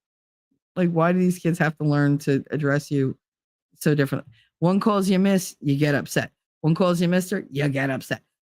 There's no pleasing you fucking people. Why don't you just wear a goddamn sign? This is what you should call me. Because I'm uncomfortable. Because I don't want to step wrong. I don't want to speak wrong. Because then I get labeled and it goes like wildfire through the system. That, oh my God, she's this, she's that, she's phobic, she's, she's a, how would they call it? Anti-feminist. She's a Republican. That's probably the worst thing they could say about me in this town, according to them. Even though I'm not a Republican, I'm leaning Republican for this election, but that doesn't make me a Republican. I don't want to put that label on me because I don't think either side, any side, got it right. I would like to be able to pick the candidate that is most in line with what I want for the future. That's what I want. But yeah, I don't think they realize how uncomfortable it can be for one of us who's just trying to do my job. Why is this a thing? I already got to deal with lockdowns because of active shooters in the area and all this bullshit. I got to do we had to do a silent evacuation to the high school. Do you know how hard it is to get an entire building of like 600 to 700 students to be absolutely 100% silent and escape a 4-story goddamn block-long building unseen and unheard? It's impossible. It's virtually friggin' impossible. That's a high stress thing. I got to deal with that. Now I got to deal with the fact that I'm meeting a teacher. I go to shake your hand and it's like, oh no, 6 feet. That's number 1. You're not allowed to make any kind of physical connection because it's already sexual in nature and you're trying to give them coof. Like, stop. And then I don't even know how to address you. Like, what do I call you? Because everything I call you seems to offend you. So, I mean, I guess I should just not talk to you, which equally offends you. It's all very it makes no sense. No sense. Because you're damned if you do and you're damned if you don't. So I'd rather not. I'd rather not. Just you're not that important in my life. You mean nothing.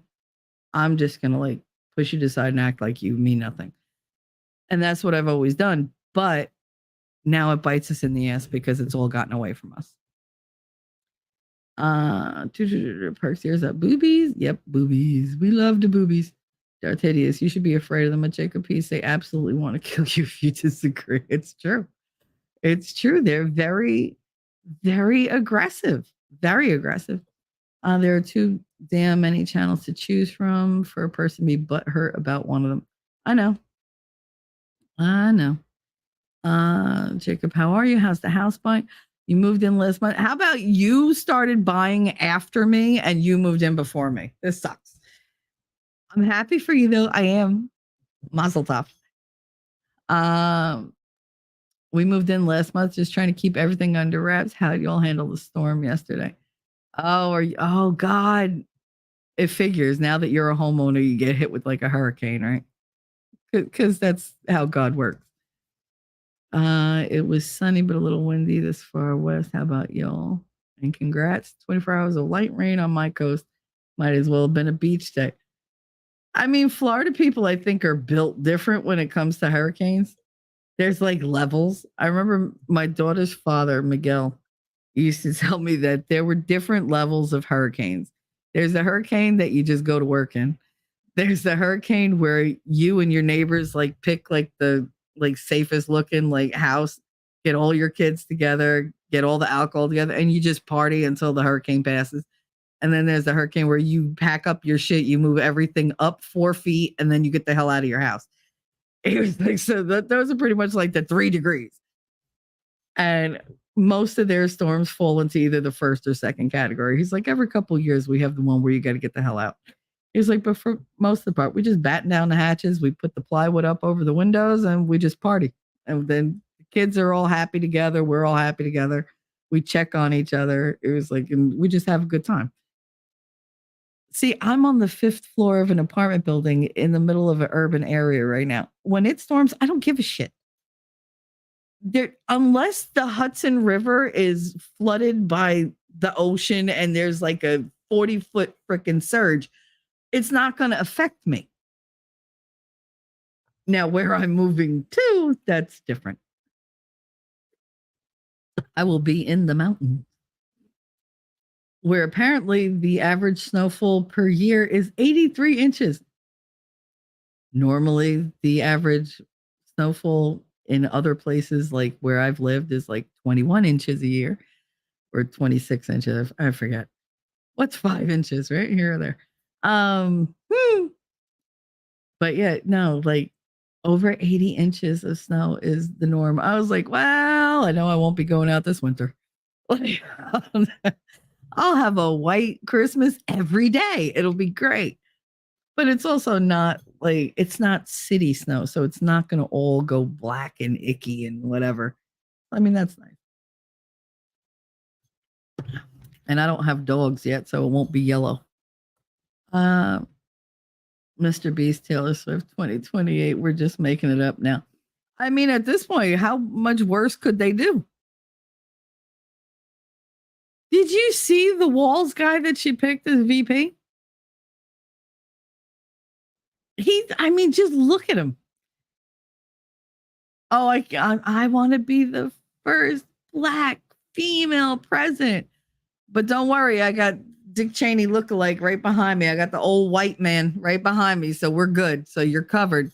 You can believe in me because if I croak, he's coming. Like, no, that's not no, I don't want that. Nope. I mean, that was the whole thing. We figured Biden was well protected because nobody wanted Harris to become president. And now she's running for it. And they're like, kumbaya, yay. Fuck out of here. The woman doesn't have 2 brain cells to rub together. She did an interview, what was it, yesterday, where she's like, you got to be woke. There's not enough wokeism. Everybody, you got to up your wokeness. Girl, did you never hear the term go woke, go broke? I hope she Bud Lights herself. I really do. I really do. Because it's ridiculous, the shit that we have to listen to. Anyway, no small dogs for me. What? I'm not like certain Utah lawyers who run for district attorney. I'm not into dogs. I'm into avatars. We had to stop for a guy with the trailer turning. This kid has been doing 100. Stop. Really? I mean, but when you're a kid, if you're driving down back roads, I mean, what are you supposed to do? Go slow? Stop. You try to do donuts and shit like that. Yeah, might want to cancel the feeders. Yeah, for the birds. Yeah, I know. Marx Stalin 2028. Let me tell you something. Friggin' Stalin would be proud of the world as it is. He would just be like, look, it's all burning. He'd be thrilled. My son didn't realize the difference in when I was growing up until now. until we were sitting here packing. And I was playing, like, I had on the TV, I had these YouTube playlists, and I was going through like the top 100 Billboard videos, whatever, from certain years. So we started at like 1980, and Dancing in the Street came on with Mick Jagger and David Bowie. Who would have thought that of the two of them, Mick Jagger would still be the one that's alive? But he's watching, and he was like, one of the lines is, "Back in the USSR," and he goes, "What is that?" I was like, "What?" He goes, "USSR." He was like, that's not the USA." I was like, "It's Russia." No, it's not. I was like, "Yeah, it was." I was like, it was Russia. That was like all, like, the Russian Empire was the USSR. I said, then it got broken up with the wall and everything else. He was like, Russia used to be called something else. I said, no, Russia was always Russia. It was just part of something else. I said, but they always had Russia. We always said Russian. The Russians are coming. We didn't say the USSRians are coming. Like, it was the Russians are coming. But you had, like, you know, all different countries, like, combined. And he was like, that was a thing. Like, that was really a thing. I was like, that was really a thing. He was like, so they were your enemies even then. I was like, well, they were, and then they weren't. So, like, I went and I pulled up a Billy Joel song called oh God, what was it? Leningrad? Was it called Leningrad? I think it's called Leningrad. And it was all about, you know, he was talking about, you know, this guy who was in the military, and then he was a clown, and his daughter met the clown, and the clown made his daughter laugh, and I didn't know what friends we had, and da da da da. It was a whole, like, again, kumbaya, come together, hold hands across the world kind of movement. And it was in the song, and he was like, so you were friends? I was like, not really. I was like, we did the whole, you gotta get along, but we never did. It's like, it's one of those things where you just agree to coexist and not fuck with each other too much. I said, but that underlying tension is always there. There's always that connotation on Russians. There's always that connotation on communism. There's always that connotation, the negative connotation on, like, even the color red. And he was like, are you serious? I was like, no, I'm serious. I was like, if you called somebody a red, like, you knew what you were saying. You were delivering in that one little term, you were telling somebody a whole wealth of information based upon how we felt before. Were we supposed to feel that way in the present? No. Did we pretend we were accepting? Yes. Did we actually accept them? No. So as soon as they did something wrong, we reverted right back to, told you so. Told you so. And they do the same thing. I said, we're not, like, alone in that, you know, transgression. But that wasn't my exact words. I can't remember exactly what I said to him. But I said, like, we weren't the only ones who fucked up in that area, I think is what I said. I was like, but we do tend to hold on to our hostilities. Like, even though, like, we're like, oh, Japan is great. They have Pokemon. They have this. They have that. There's still that whole, you know, World War II holdover, because not enough generations have passed for that to have been completely forgotten and forgiven. He's like, but you guys dropped out. Listen, don't act like we did it unprovoked. Was it a huge escalation? Yeah. But what else were we going to do? They wanted a decisive end to it, and that ended it decisively. I'll give them that. You know, was it a horrible thing to do? Absolutely. But horrible things get done every day. It depends. Do you want to do something horrible to somebody else, or do you want something to be horrible done to you? That's what that decision came down to. We don't want to lose any more American lives, so fuck everybody else. That's what it came down to. And I wish we'd go back to that. I wish we'd go back to America first, us first. I don't see what's wrong in loving your country. I don't see what's wrong in being loyal to your country. I don't see what's wrong in being loyal and respectful to your Constitution, to the very foundation that your country was built on. We made a country a certain way, And now somebody comes along and they have a difference of opinion. They want to change it. Why do we let them? Change just to change is stupid. Oh, well, you have to, you have to have progress. That's not progress. That's just change.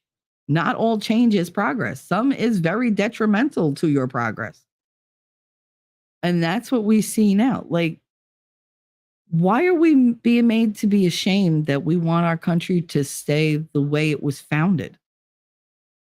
I don't get what's wrong with that. Look at Poland. They're like, oh, you can call us whatever you want. We don't care. We want our country to stay our country, our traditions. We like it that way. Yes, we're inclusive within our people. We have the Catholics, we have the Protestants, we have the Jews, we have the Orthodox, we have this, we have some, of this, and this. But what they don't have is a mass influx of other cultures coming in and saying, fuck whatever you were doing before. You have to adopt our ways because we're overtaking you. That's called conquering a nation. Why are we allowing ourselves to be conquered? I thought we were supposed to be the conquering nation. We were supposed to be the superpower in the world. When did our superpower become a pussy power? Because that's what it is. We just roll over and take it now. It's disgusting. We worry about every other friggin' country on the world but ours. They just abandon us. I don't know. It's the worst type of relationship that we have with our government, because it's just become about everybody else and about them, their agenda. It's no longer about the people who founded the country, the people who run the country. Because let's face it, without us, they ain't getting shit done. What would the government do if we stopped collecting garbage, stopped fixing the sewer systems, stopped delivering the food, stopped making the food? If we all stop doing that all at once, the government has zero power to change anything. They can't make you grow something. They can make you not grow something, but they can't make you do something on that scale, on a scale that would count. Really, they have no power except the power that we give them, and we've given them way too much. And yeah, I heard screeching, then I smelled the tires. I can't wait. I told you we're next to like an auto body thing, and it's a auto repair, not auto body. And I asked my mother, I said, can you smell the antifreeze? And she was like, no. I said, can you smell the motor oil? No. Do you hear anything? She was like, once in a while, like once a week, you might hear like the air gun, but that's it. I was like, oh man. She's like, you want to hear it? I was like, I grew up attached to a gas station. Literally, my house shared a wall with the gas station. So it's not like that's not something that I'm used to. And to me, that's just home. Like, I was kind of looking forward to it. But it is what it is. Next thing I know, he was barreling past my window doing 40 to 50 in the ditch. Oh no. Everyone in the car would have been smashed if he would have ditched it. Oh, if he wouldn't have ditched it. Oh my goodness. Oh, that's terrifying. Make sure you post something on the bottom of the bird feeder to keep squirrels and animals like that. Why would I keep squirrels out? I like squirrels. I want all the animals. I want the little foxes to come out. I want everything to come out. It's not like I'm out there. I'm watching them through a window. I'm good. Who's going to have to encounter them? My mother and Fredo. And I'm good with that. Yeah, you caught up to live. You're way past me because I'm way behind. I'm over an hour behind. I don't even give a shit. I had a lot to say. So much better. All that shit over there is overrated, though. All that shit is overrated, though. I don't know what shit we're talking about, but short stream. I know. Well, it's going on 2 hours. I'm going to end it soon. Let's keep the check going. Short stream, like 6 hours. No, I have way too much to do. Way too much. It's just the disorder, Darth, is getting to me. Because I know everything is getting sorted and purged and whatever, because I'm trying to minimize what I have to move. But having everything in boxes and bins is literally making me insane on a daily basis. Like, it's so stressful to see disorder. I don't like to see stuff. Like I said, I like things put away. I don't keep a super like, oh, everything shines in my house. I like to have a comfortable house that feels lived in. It feels loving and warm. And like, you feel like you walk through my front door, you can kick off your shoes, put your feet up on the couch. I don't care. That's how I want you to feel. I want you to feel like you can come in and have a beer or come in and have a nap. It doesn't matter. I want people to be comfortable in my house. But I like things to be tidy. I do. I like my floors to be clean. I like for clothes to be put away. I don't like toys or like cat things all over the place. Like, everything needs to be away.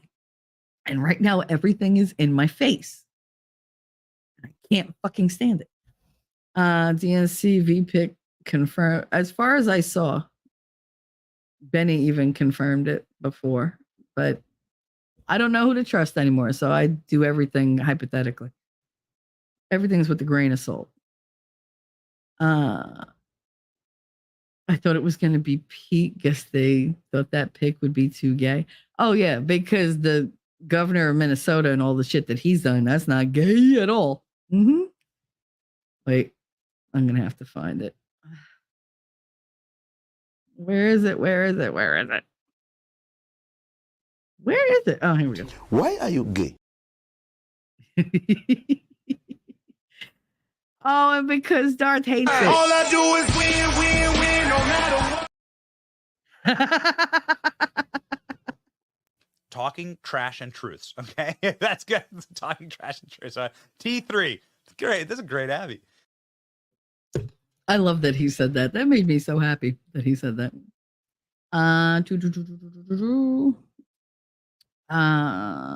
That's what all the outlets are reporting. I'm about to go make a PB&J for my kid. First, I get the bread. First, I get the bread. Then I get the peanut butter. Last time I moved, I swore I was looking for my forever home because I'm not doing this again. I swore the next time they would move me was going to be in a pine box to put me in the ground. Finding a key means doors are opening. That's good luck. I'm glad you think so, Les, because I found a ton of keys. And not all together. I found like a key in this drawer, a key in this box. There's a key in I found a key in a jewelry box. I was like, why? Where's the jewelry? I locked it. That's why. But apparently there's a key. I don't know what the key is to, but it was important enough for me to put it in the goddamn jewelry box, which I should have, I guess, put a note on it saying this is for whatever. But, you don't think about it. You're like, oh, I'll do it later. And then later never happens. Peace. I thought Pritzker would have been a good pick to try to swing the Midwest swing states. And he could have been a good rainmaker for the campaign, but I guess they don't want to win. Oh, Vance supposedly is thrilled because he was like, I got a text from the Trump camp saying that he's going to wipe the floor with Walz. I was like, all right. And it's just, you pick somebody with the last name Walz, to the window, to the walls, to the sweat drips from her balls. Like, that would be like the song that I would guarantee they're going to come out with at some point. Somebody's going to make a reference to it and make it a tranny thing. Like, it's inevitable. And you heard it here first. I don't have keys to locks that were indoors that don't. I have keys to locks that were indoors that don't even exist anymore. That's the thing. Like, and there's so many. And they're not tiny keys. So I know they're not to like padlocks or like some stupid shit like a diary. It's not like a tin key. They're actual keys. Some of them are really big too. Like they have the big, it's not a square or a rectangle. It's like I guess it's a trapezoid kind of top. So I'm guessing those are to like deadbolt indoors, like actual like knob keys. Like that's usually what those are. But I don't know. They're not for my doors. So it's not for the bedroom door. It's not for the front door. And I only have the 2 goddamn locks. Well, no, I only have 2 locks with keys. The rest of them are chains and slides and whatever. Because my front door, good luck getting my front door. You're better off just coming through the wall. Oh, booty check. Oh, booty juice. That's what I call him. I call him booty juice, that gay fuck. Nothing brings us back like smell, right? I couldn't believe, like, instantly I was surrounded by memories of my grandmother. As soon as I smelled that damn thing, I was just like, oh my God. And I mean, it landed, my chest was like so heavy. Like, I really felt like my heart was just gonna burst through my chest. Cat? Fucking cat. For some reason, Boo thinks it's fun now to like leapfrog over me onto the windowsill, but he uses my shoulder as like a midway pushing off point, and his nails freaking hurt. He made me bleed like 3 days in a row. I'm either gonna cut his nails or I'm gonna put shit up on the windowsill so he can't get on there. Waltz is her choice. The man who let his capital burn during the summer of love. Yep. Praises socialism. Yep. Signed laws. Voting rights for illegals and a law that allows the state to take kids for transitions. Yep, absolutely. Yep. He was against the legalization of marijuana, but for giving little kids hormone therapy. Like, it, I address him as butt gig, but we're on the same page. And yeah, he's booty juice. That's what I call him, booty juice.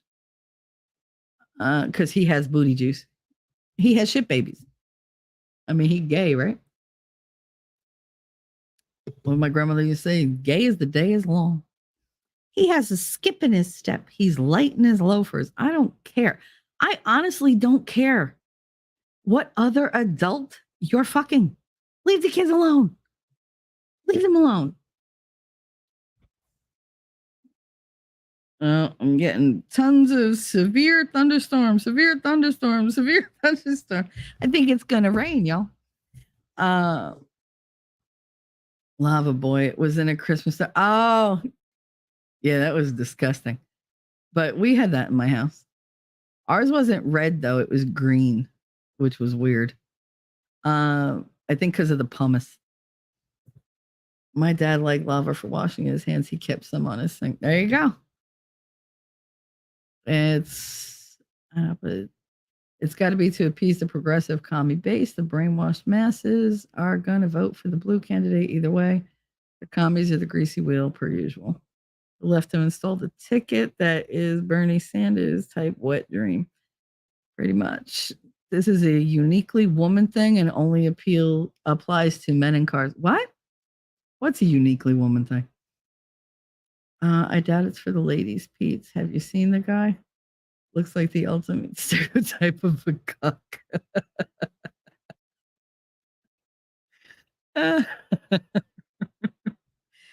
I mean, he looks to me like Dick Cheney light. Like, that's all he looks like. He looks like Dick Cheney without the balls. Like, that's what he looks like. I mean, Dick Cheney was an asshole, but he was decisive about it. I mean, he did what he fucking wanted to do. You got to kind of respect him a little bit for that. This guy doesn't seem like he's going to do that. He's going to do what they tell him to do.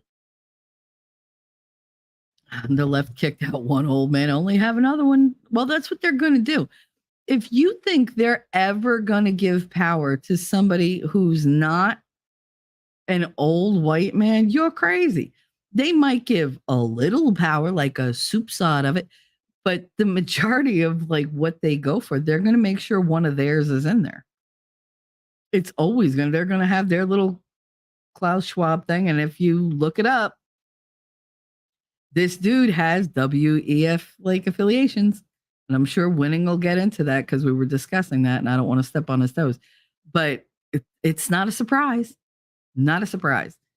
They're going to always have somebody who goes along with their agenda and they don't like outsiders.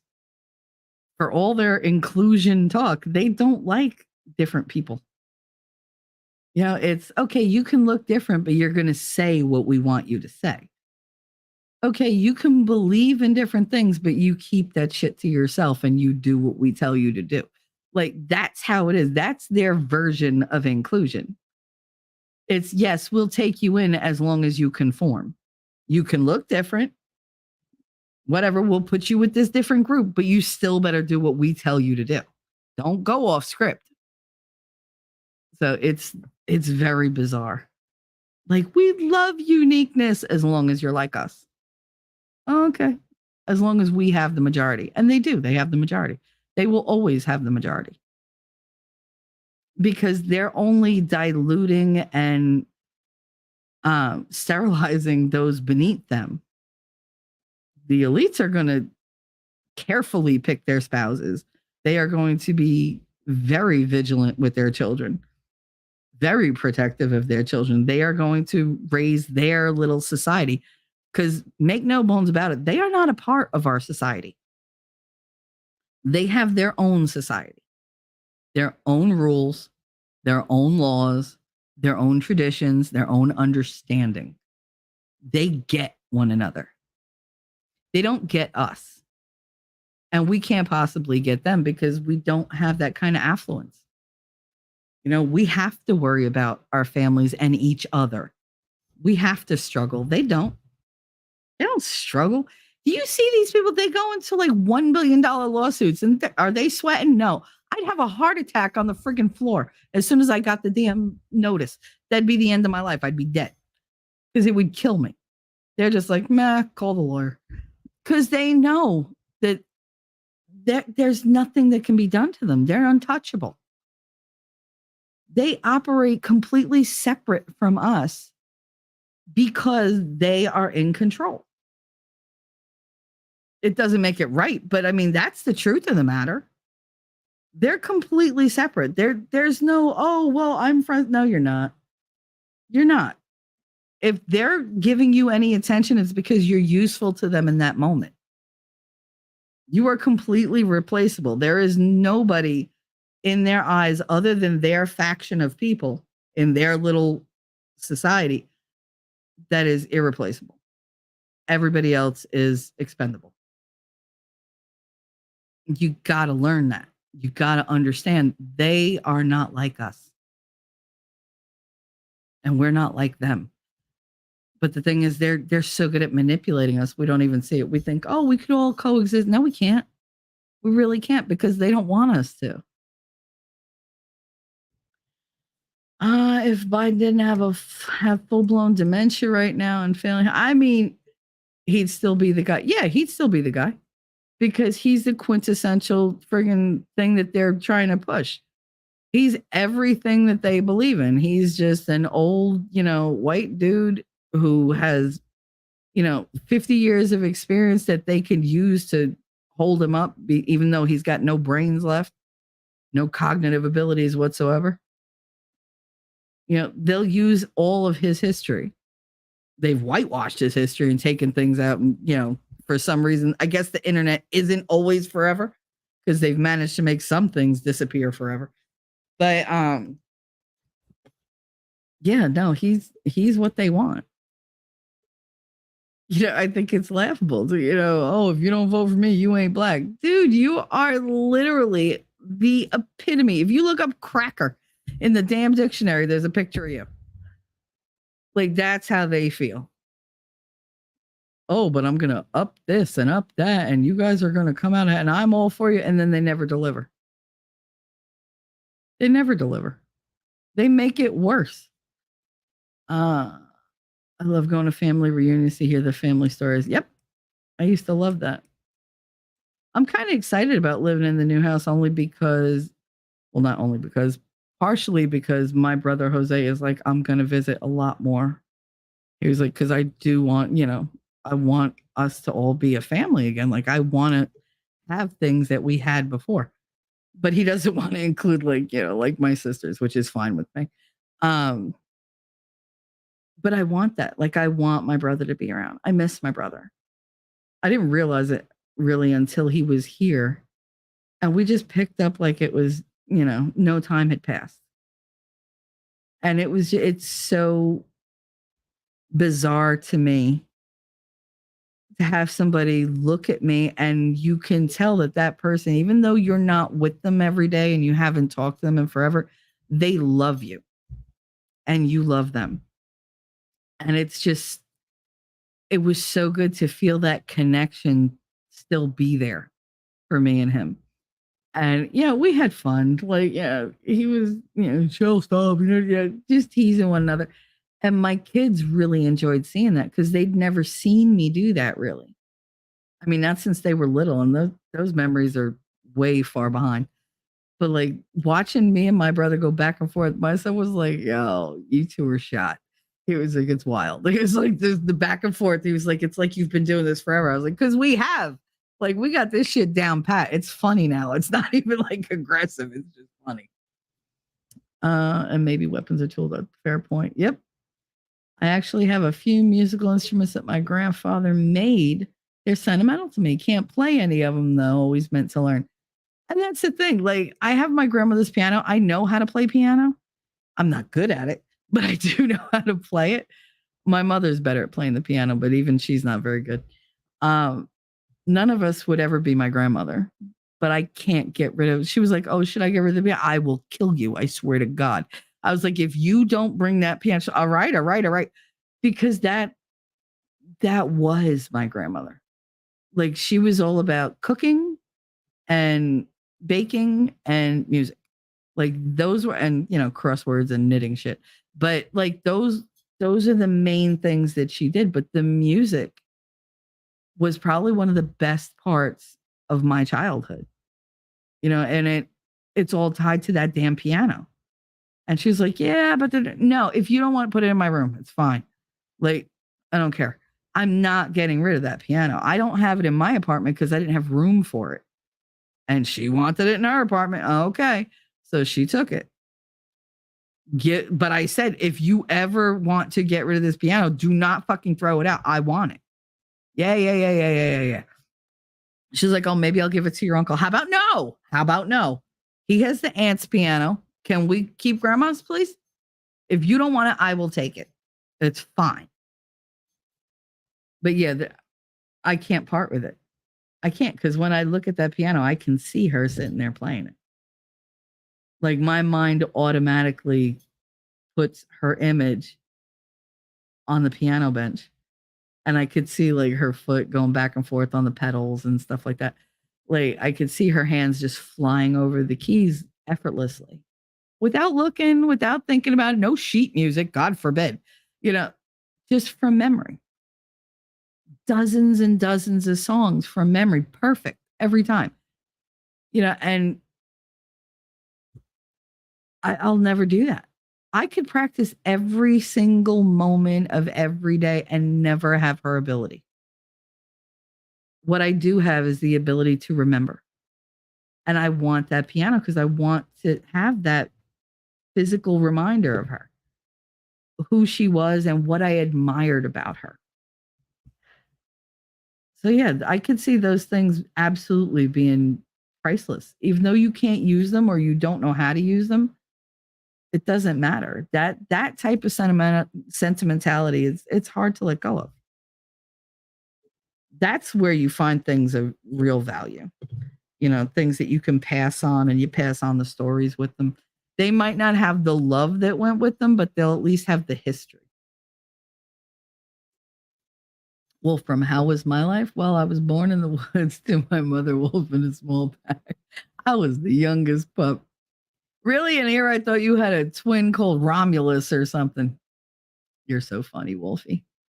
My dad has a gun cabinet my grandfather built, and he has his guns in it. It's a one-of-a-kind family heirloom. Yeah, see, those things are important. My son-in-law has a story for every knife he has. Also, brass or cast iron. That's awesome. Qualifying them as tools because they have purpose. The same as an instrument, I suppose. I mean, yeah. I was born a poor black child. Steve Martin. Tim Walls. And to the window, to Tim Walls, to the sweat drips from her bowls. There you go. You just wrote it. I was born during a bomb threat on the hospital. I was born during a blizzard. I was almost born in the friggin' apartment. Because apparently one push and I was out. She wasn't even in labor long. Got to the hospital. She could have sneezed and I would have flown out. They don't have kids. They have no future. And they don't want us to have a future. They want to destroy our kids' future. Yeah, they want to destroy the future for everybody because they know they'll keep going on and the world will just belong to them. I mean, what's the easiest way? Let me put it this way. Y'all, I don't know if y'all know the joke about how you go house hunting in New York City, like how you go apartment hunting. You don't go to the rental section, you go to the obituaries. Because that's what you do. You take over the apartment. Once that person dies, you like go to the landlord. Hey, this is a really nice apartment. When are they moving out? Like, when are they coming to get their stuff? When is the lease end? When can I sign up? I like this apartment. That's what you do. You jump on the vacancy. That's all they're doing, really. They're just knocking us off one by one on a grand scale. And that'll give them the ability to just claim things that nobody has descendants for. I mean, if a couple generations from now, like, who are you going to have anything to leave something to? You won't have a spouse because dating is a nightmare. You won't have kids because you don't have a spouse or a mate and everybody's sterilized. So it's just you. And when you die, what happens to your stuff if it doesn't go to somebody? It goes to the government. They get to take it. It's like, a fire sale on the country. Like, they just get to just scoop up everything for nothing. And the best part is the thing that they're taking, the person that owned it before, paid them their whole lives. So that person was always a source of income, even in death. We just took your property. We took your money. We took your savings. I shiver to think what people waking up the last 2 days have seen on their bank statements for people who invest and have like stocks and stuff like that. 401ks. I don't know how that was affected. I don't know how any of that was affected. I know I'm quite happy that I had no money. I had nothing to lose. So, okay, you did that. Well, fuck you. It's not affecting me directly until the prices of everything goes up. Then it'll affect me directly. I care about it, but I'm very glad I had nothing to lose.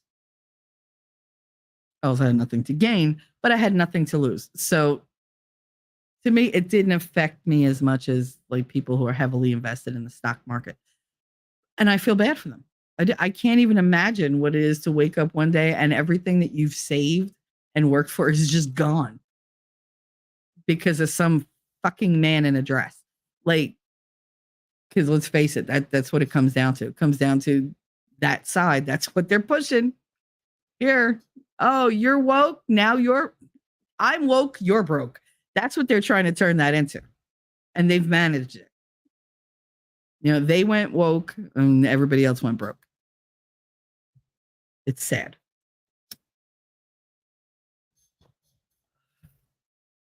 When I was born, hell was like, fuck. I mean, I get up every day and Satan's like, shit, she woke up. Like, I thought today was the day. He wasn't for the ladies. He was for the progressives. Harris, he's ridiculously left. Like, he's far, far, far left, extremely liberal. Extremely, like dangerously so. Harris has no positions and she can't run on Biden's disastrous administration. He's the furthest left coattails she could ride. Yep. It's a cycle. We've become overly polite pussies. Yep. That's coming to an end the hard way. And that's the thing. They're like, oh, my fifis. By the time we're done, you're not going to have any fifis left to hurt. That's how I feel. And I feel we have to go that way. I really do. You got to be completely honest. I'm not saying be mean. I'm saying be brutally honest. Don't give them the opportunity to change the narrative, to give false facts. Don't do the personal attacks. Be ready with your information. If they say one thing, counter it with the truth. Don't counter it with conspiracy and all bullshit. Like, you didn't. No, like, have your facts fucking ready. So we all have beliefs. Why do you believe what you believe? Figure it out, because somebody's going to call you on it. They're going to call it into question. Have an intelligent, truthful answer ready. Because they don't know what to do with that. You hit them with facts. They're completely dumbfounded. Then we can make room for God in society again. I mean, I really do feel like the whole the whole, oh, I'm independent, I'm unique, I get to love who I love because God said. People love to use God to um, get permission to act however they want to act. They twist Bible verses and they redefine things, and then it becomes something completely foreign from what it was originally meant to be. So they use God for their benefit, but they don't care about God. It's literally just a one-sided narcissistic relationship.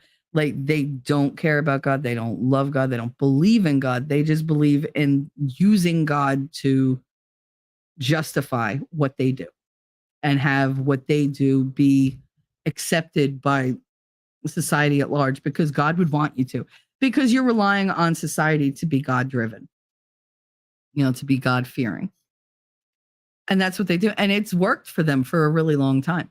But I don't believe that they're truly, even people who say they believe in God. Like, do you believe in God only on Sundays? Do you believe in God only when you're in church? Because I don't go to church, but I tend to be a lot more religious and God fearing now than I've ever been in my life.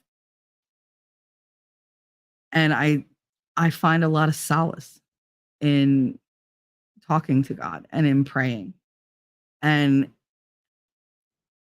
when I pray, and I've said this before, I become so overcome with emotion and with this feeling of just more that I can't explain, because I only feel it when I'm talking to God or when I'm singing to God. I do that a lot, because prayer is one thing, but for me, music has always been my way of processing things, my way of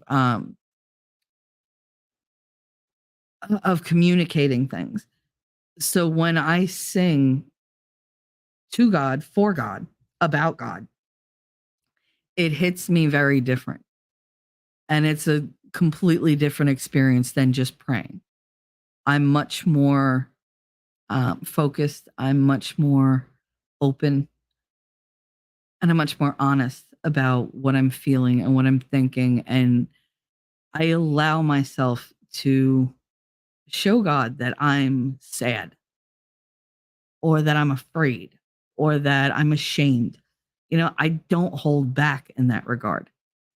And I think people tend to be like, well, I have to act a certain way because I need you to see me being Christian. I need to know in my soul that I'm good with God and that the relationship we have is an honest one, even if it seems one directional right now. I need that. And nobody's going to take that from me.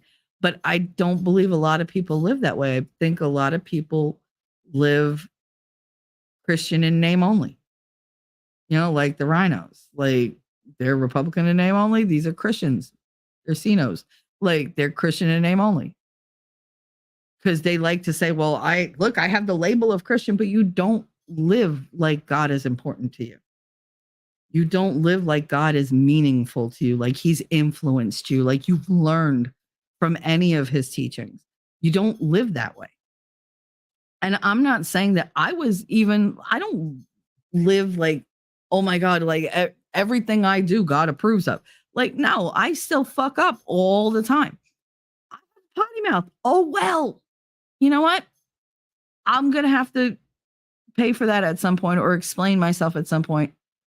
But that's how I'm comfortable being, because that's just something that's preferable to me. That's who I am. It's not who I am, it's what I do. It's just part of my personality, whatever.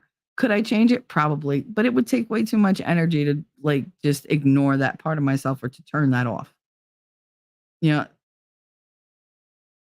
That's the least of my worries. But am I a good person? Yeah, I would give you the shirt off my back if you needed it. I would. And I wouldn't expect anything in return except for you to be good and not do it again, hopefully, and to get on your feet. Like, that's what I expect. one notwithstanding, because that was not just a gift.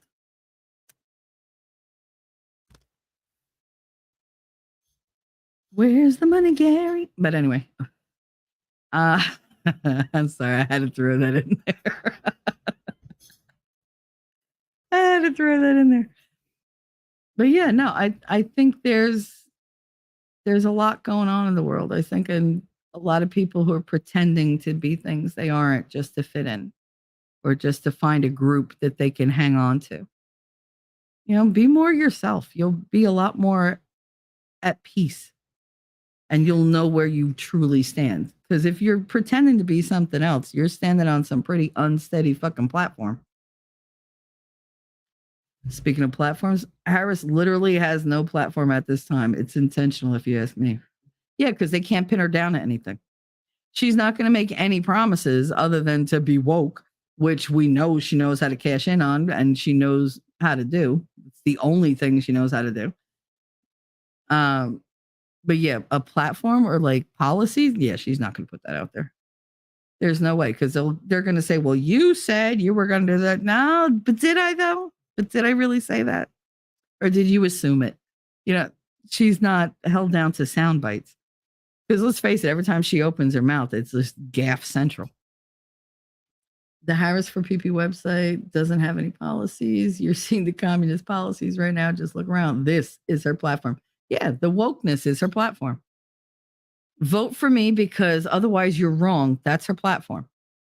Vote for me. Otherwise you're a bigot and you're a homophobe and you're a horrible person and you should be put in Gitmo and we're going to round you up and re-educate you and like all this bullshit that's out there. And it's like, oh, come on, guys.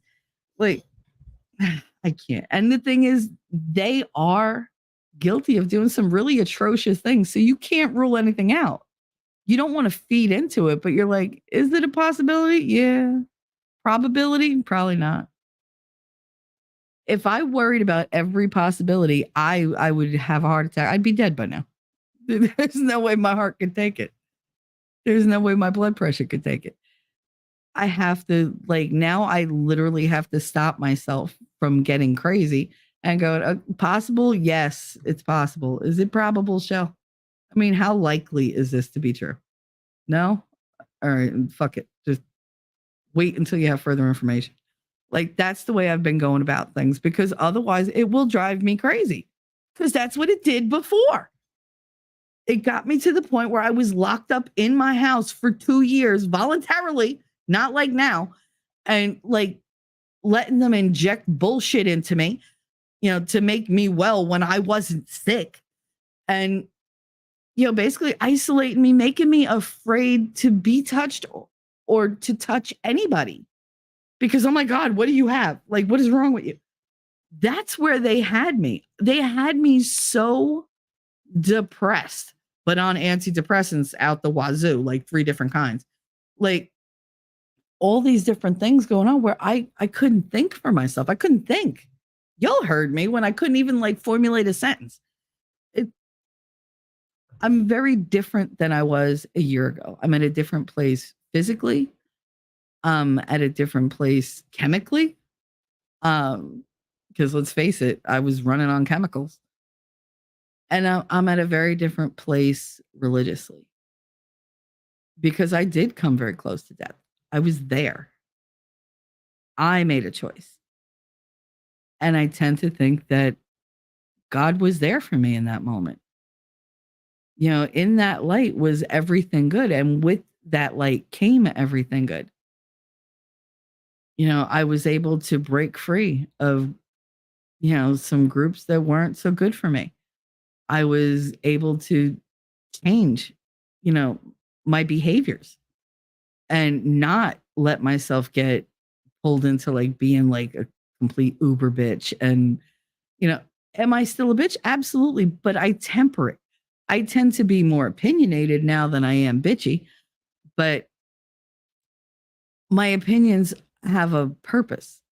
It's not just, I just wake up and want to just, you know, be hell on wheels all day long. Like, I was like that before. I wanted to hurt people and I don't anymore. I don't want anybody to hurt. I don't want to hurt. I said it to Winnie yesterday. I would like one day with no pain. I don't even remember what that's like. And I think what that did was make it so that I don't want anybody else to hurt. There's enough hurt in the world. And I shoulder quite a bit of it. I don't want anybody to feel that. So yeah, I'd like you to be better. I'd like your life to be happier. If I can make you laugh, great. If I could get you to get negative emotions out and get rid of them, great. That's what I want. But that's very different than where I was a little over a year ago. You know, it's very different than who I was. I'm much more my natural self than I am my manipulated self. And that's how I view that. I allowed myself to be manipulated into giving into the darker sides of my personality, which we all have. But I know I'm capable of change. So I make a concerted effort to be different, to give into the better sides of my personality. And if you're somebody who brings out the bad parts of me, I won't fuck with you. Like, I'm not going to make you change, but I'm not going to like talk to you. I'm not going to engage with you. You go do your thing. I'll be civil. Hey, how you doing? But are we going to share things? No. Do I care how you see me anymore? Nope. I don't. Because now you're irrelevant. You just exist in the same world I exist in. And that's fine. But that doesn't mean we need to be friends. We don't need to be close. We don't need to have meaningful conversations because you're too negative. And I just can't. I realize that my time is valuable and I don't need to give it to somebody who's going to use it up and use it against me. Having said that, I'm still friends with a lot of assholes, but you know, they're assholes I like.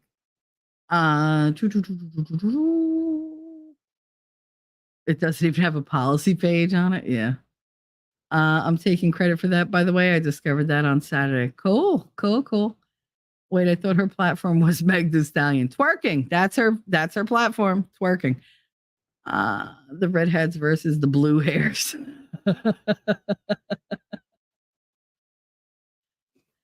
I wonder if Michelle knows that that's what conserving traditions and cultures. What it means and what they've turned things into are different. You got to understand, I'm talking about the conservative, like what a lot of people think a conservative is. I don't mind being conservative.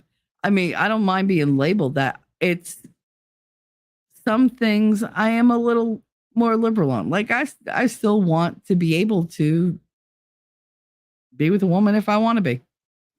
Do I want to be though? No. But do I want the option? Yes. Is that a little retarded? Yes. But I admit that and I'm working on that. Progressive means change. Conservative means the opposite of that. Yeah, I'm not progressive. I could tell you that. I could tell you that right away. Used to any, but nowadays literally means figuratively and nothing else means anything either. That's what I'm saying. Like what they've decided to like throw the label of conservative on isn't exactly something that I'm 100% in line. Like a lot of it is like a lot of it is too stringent. And this again, what I said about extremes, I don't like extremes. Like there has to be middle ground. There has to be balance. If there's no balance, you're always going to have conflict. And as long as we have a military industrial complex, we're always going to have conflict. It's too profitable not to. Not profitable to us, but to the ones who have all the power. Best I can do is tree fitty. A politician. I mean, I don't want to brag, but I've won as many elections as Kamala. Yep, I think I've had more people vote for me because I ran for like the student body president in grammar school and I had hundreds of votes. I ran for treasurer in high school and I won. So I mean, I'm doing better than Kamala Harris. Now you look into my past, good luck. I mean, my podcast alone would fucking bury me. But the thing is, I don't deny any of it. I own it. And that's something that they don't do. They don't lean into their bullshit that they've done. They don't go, yeah, I did it. And yeah, I said this, but I've learned. See, J.D. Vance did that. And I kind of admire that about him because he said, yeah, I felt this way and I said these things because I didn't know better. I got informed and I had a family and it changed my priorities.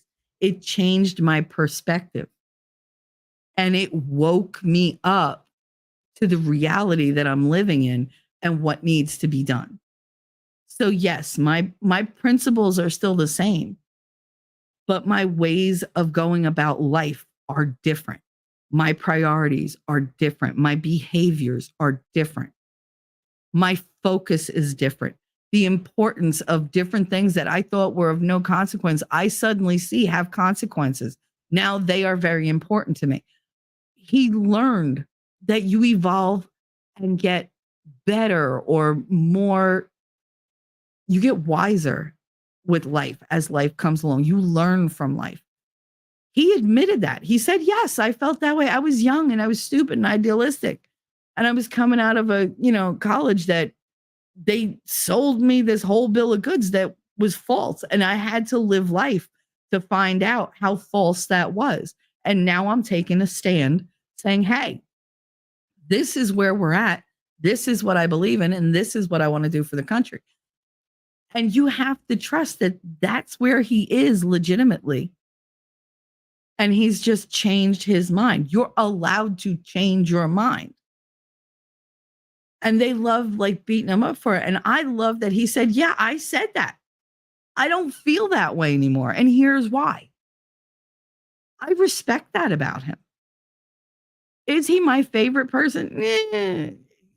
I'm neutral when it comes to him because he doesn't really I don't know. He doesn't jazz me. Like, he's not like Trump. He doesn't have that sensational, kind of mobility. Like, he doesn't have that ability to stoke the fire in me to get me excited about something. He's just he's kind of vanilla. I'm good with vanilla. I think we'd rather have vanilla for a while than this fruity, tooty, fresh and fruity bullshit. But, or tutti fruity, fresh and fruity. But yeah, he leaned into it. And he said, yeah, absolutely. Absolutely, I said that. Absolutely, I felt that. But it's different now. And here's what changed it. Here's why I believe what I believe. The other side doesn't do that. They stick to one thing and they cannot tell you why that is so important to them. Oh, we want everybody included. That's a bullshit answer.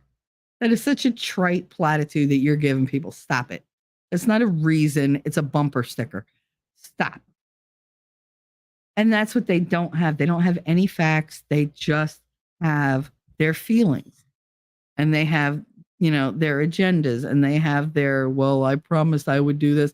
They didn't promise us shit. They promised other politicians who gave them or are giving them power that they would do things and they have to carry them out. I guess we used to say, oh yeah, it's in the contract. Read the fine print. That's where it is. The world is a bunch of fagolis. I know. You are literally the gay dart. I love you, Inya. You're so funny. I know this to be true because you won't read this message because the publisher doesn't like it when you call people fuck. I don't know what a fuck is. Well, no, I do, but hopefully YouTube doesn't. Wait a minute. Is Michelle admitting she's not Italian? That's actually Chinese Communist Party. No, Finnish. Apparently, half my DNA is Finnish. It is what it is. Would explain the green eyes, light skin, and freckles, though. I'll tell you that. It don't explain the ass. That's all Italian and part Greek. I mean, if you look at my DNA, it's half Italian with a little bit of Greek, a little bit of like North African, um, a little bit of it says Mediterranean. It's like whatever. But then half of me is Finnish, Norwegian, Swedish, and Danish. What? Like, okay. Like, whatever. I do enjoy Carlsberg, so maybe. The world would never vote for that. And yeah, that's how fucked up we are as a society. Wait, what you think? That's it. Darth for president. His platform is repeal the 19th, Jesus, and bourbon. You might want to make that into separate sentences because he would not want to repeal on Jesus or bourbon. Repeal the 19th, yes. Support Jesus and buy bourbon. That would be his platform. And that'd be okay. At this point, it's like repeal the 19th. Okay, so then you're taking away from half the quote unquote men too, because if they identify as women, they're fucked. If you repeal the 19th in today's day and age, can't I just identify as a man and vote anyway? I'm just saying. If it works for them, why can't it work for me? Damn it, that's a platform I agree with. Darth for president. Oh my goodness. Every day at 420, everybody gets to stop. Nobody works at 420. Everybody. Could you imagine Darth for president at 420 every day, heard around the world? Like however many millions of us there are, because I don't keep track anymore. That many bongs going off like at 420 every day. You could literally hear that around the world. The bong heard around the world. That'd be hilarious. Finish him. Darth. Eco is being played on the radio. Oh God, you're talking about those fucking rappers. Y'all are so funny with your music. I love when you put it on my server on Discord because I learn like all these new songs, things that I would never listen to independently. Like you put it there and I listen to it and I like it. But if it wasn't there, I would have never heard of it. All right, you're talking about music. Da-da-da-da-da. 2 new ones I like more. FEL. Yeah, on the rock channel on Sirius. Oh, that's not the radio. Sirius and XM are closer to streaming services than actual traditional radio. I thought you meant like actual local radio station. I don't even know if we have them anymore, to be honest. I haven't listened to a radio station in it has to be like 5 years at least. I just smoke openly, and that pretty much takes care of most people. I know that's your people repellent. I love you. You're so cute, lady. Keeping their distance, and others fight the smoky haze at their own risk. There you go. You just put like a biohazard all around yourself. It's possible that I don't ever listen to it. Progressivism is the only religion I'm aware of that accepts the troons. At least until the communists get full control. Then it's off to the showers. Oh yeah, with the LGBTQIA plus community. Plus mean PDF. Run those files as executable. Yep. T3 Republican confirmed. Just call them F slurs with the hard guts. They're fanooks. They're a bunch of fanooks.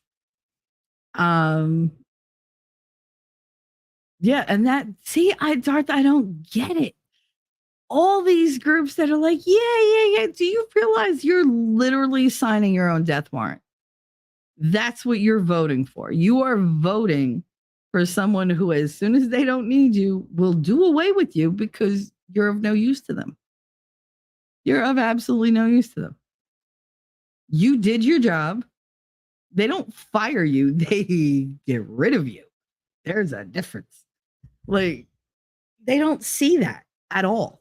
They don't see how unstable and unsure their future is. And I don't think they care. It's that whole YOLO bullshit. Oh, you only live once. Yes, but what life do you want to live? Do you want to be happy and productive and part of something bigger than just you, or you want to be a selfish cunt all the fucking time? Because you can go that way, but I'm not going to do that. It's up to you. Hurricane shit. Florida people don't hurry for nothing. I'm just pissed it didn't hit her. Oh, stop. Michelle probably about to get buried alive in year one. I mean, it don't matter to me. Like it could snow. As long as I'm inside, we have a fireplace. I'm good. The heat could go out. We have a fireplace. We're surrounded by fucking trees. We'll be all right. And Fredo's a hunter. Worst comes to worst, I will sit on my porch or out the back and just shoot shit because I do know how to go hunting. I just haven't done it in a long time, so I need, practice. But I mean, I got no problem with a rifle in my hand. I'm better with the crossbow, but put a rifle in my hand, I'll be all right. I can hunt for dinner. Send Connor out to go get it. Go get that. I could, dress a deer. It's fine. I'm not worried about me living out in the country at all. I mean, Jesus, I've lived in horrible fucking places. The country's got nothing on those places. It'll take a little adjustment, but I mean, I'll be breathing air that doesn't have black, mold in it. That'd be great. Since I just spend every day sitting in front of this damn air conditioner that's just spitting out the black mold like crazy. Get to see the sun once in a while. That'd be great. Look out a window. Ooh. See stars. That's the best part for me. I have a list of things I'm looking forward to. The smell of fresh cut grass. That's number one. Because that's my favorite smell in the entire world. Like it literally lifts my spirits no matter what. And I as soon as I smell it, I close my eyes and I'm just like it's just very calming for me. It's perfect. So I get to smell that. I get to see lightning again. And to actually see it storm and everything else. I love rainstorms. Here, I don't get to see them. All I see is the building across the street. It don't mean shit. It's just gloomy at that point. I get to experience actual snow. I'll probably have a white Christmas. We haven't had a white Christmas in forever. And have snow where I'm not worried about where am I going to park? Where am I going to, how am I going to get to work? How am I going to get Katie off the corners because they haven't shoveled or whatever? I could just be in the house and just let it happen. And I get to see the stars. I haven't seen stars or the moon in years. That's what I'm looking forward to. Everything else is, you just got to deal with it. But those are the highlights for me. Getting to feel the sunlight again, that would be great. That's what I want. And that's what I'm looking forward to. Granted, it has a strong soundtrack of my mother in the background, but you can't win them all. God, I just want to call them all faggots. Let's see, are we past the 2 hours? Yeah, I don't care. Faggots. There you go. The small dogs comment was in regard to the resident hog. Yeah, no small dog. I'm gonna have to be very careful with the chickens too. Although owls are a bigger threat to small dogs than hawks.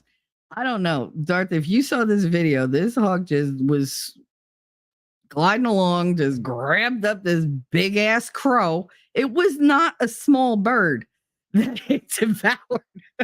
It just took it, and it didn't even have the decency to fly off into the trees.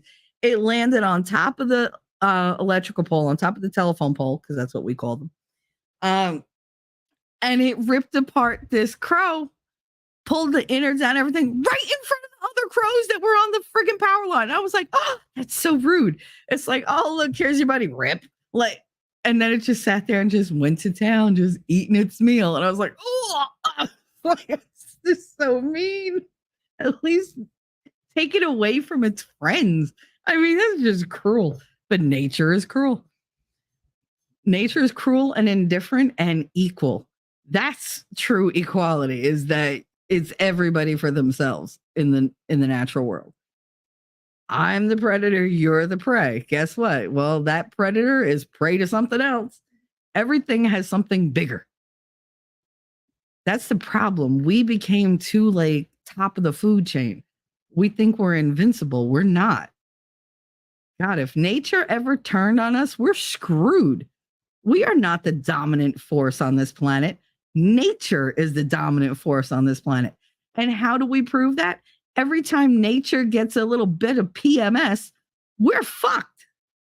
And there's nothing we can do about it except run.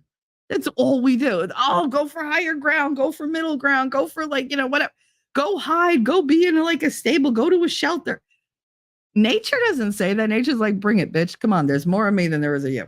Let's go. You literally all just exist on me. Like, I support all of you. And if I take that support away, you're screwed. Get woke, go broke. Hey, Thomas, what's up? Even though I know I'm an hour behind. Whatever. As in last ditch effort to stop from filing for bankruptcy, full else fails, go woke, or so to speak. No.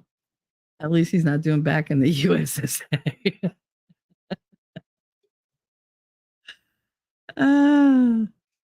I think I'm going to have him watch Spies Like Us. Maybe I'll do that this afternoon when we're packing, because we have like all the stuff in the living room. So we sit here like sorting through. So we get to watch a movie while we do it. And we have like conversation. I can't tell you, like a 1 hour, like an hour and a half movie takes us like 4 hours, because he's always like, pause. Okay, what is this? And I have to explain it because they just don't understand. They have no idea. And like, if it's a really good joke, I'll stop and go, okay, did you get that joke? And he's like, no. He's like, that was a joke. Yeah. And here's why it's funny. And then I explain, and he's like, oh, that is funny. And I'm like, yeah, it would be a lot funnier if I didn't have to explain it, but whatever. No, you know better next time. That's why I don't get how he talks to me at all. Half of the things I say are movie references. And if it's not a movie reference, it's a song reference. So if you don't get the references, how do you even get the context of what I'm saying? Which is why I think he takes me way too seriously. I tell him all the time, sometimes I'm just talking. It's not a personal attack. Like, stop taking everything like it's just written in stone. Sometimes I just say shit. That's what I do. It's stream of consciousness. He's like, yeah, but it's how you really feel in that moment. Yeah, but is it permanent? No. Like, why do you act like everything has to be permanent? Most shit in the world is temporary. That's why you can deal with it. If you look at it as everything is temporary, you'll deal with life a lot better. Everything passes, good or bad, but everything passes and it's on to the next fucking thing. I really wish I could just drum that into his head, but he just, he's so stubborn. Definitely my child. Thomas said, that gives a whole new view on the red flag laws. Those are all commie flag laws. Yeah, absolutely. By the way, the USSA is not some wish, but rather a comment on how horrible. No, I get it. I completely get it. On how horrible our government is being infected with Soviet mind virus and such. It's not even the Soviet mind virus. It's the socialist mind virus. It's the socialist communist mind virus. That's the whole thing. I don't really blame the Soviets at all. I mean, they are what they are. They've never pretended to be different. We might paint them different, trying to get along and whatever. We've been lied to many, many times. I think we've been lied to about the Soviets for good and for bad. But they're all the way over there. I'm not about to worry about what they're doing. That's their country. As long as they don't try taking over my country, I'm good. Like, you run yours the way you got people there. If they have a problem, they can rise up. I don't see them helping us. I don't know why we should worry about them. And as far as being a threat, please. Like, I mean, if they push a button, that's a threat. But if they want to go hand to hand, we're over here, they're over there. I'm not that worried about it. Either they'd have to send them over here, in which case they'd never make it, or we'd have to send them over there, ours over there, and we wouldn't get very far. So it's like, I don't know. It just seems like senseless worry to me. It's just like they got to have the drama. It's always got to be the drama. I want to live in a world where I don't hear about goddamn politics. because they're just doing the job they're supposed to do the right way. And I don't need to give a fuck. Because honestly, they take way too much energy. It was the most humane way you could end that conflict, if you ask me. Sometimes I think we need a great reset, as in a kaboom, and then just start over with what's left. I don't want that, but sometimes, like, the thought does cross your mind. Like I said, your brain comes up with all sorts of stuff, and sometimes you pick it out and you think about it a little bit more, and then you throw it away or you keep it.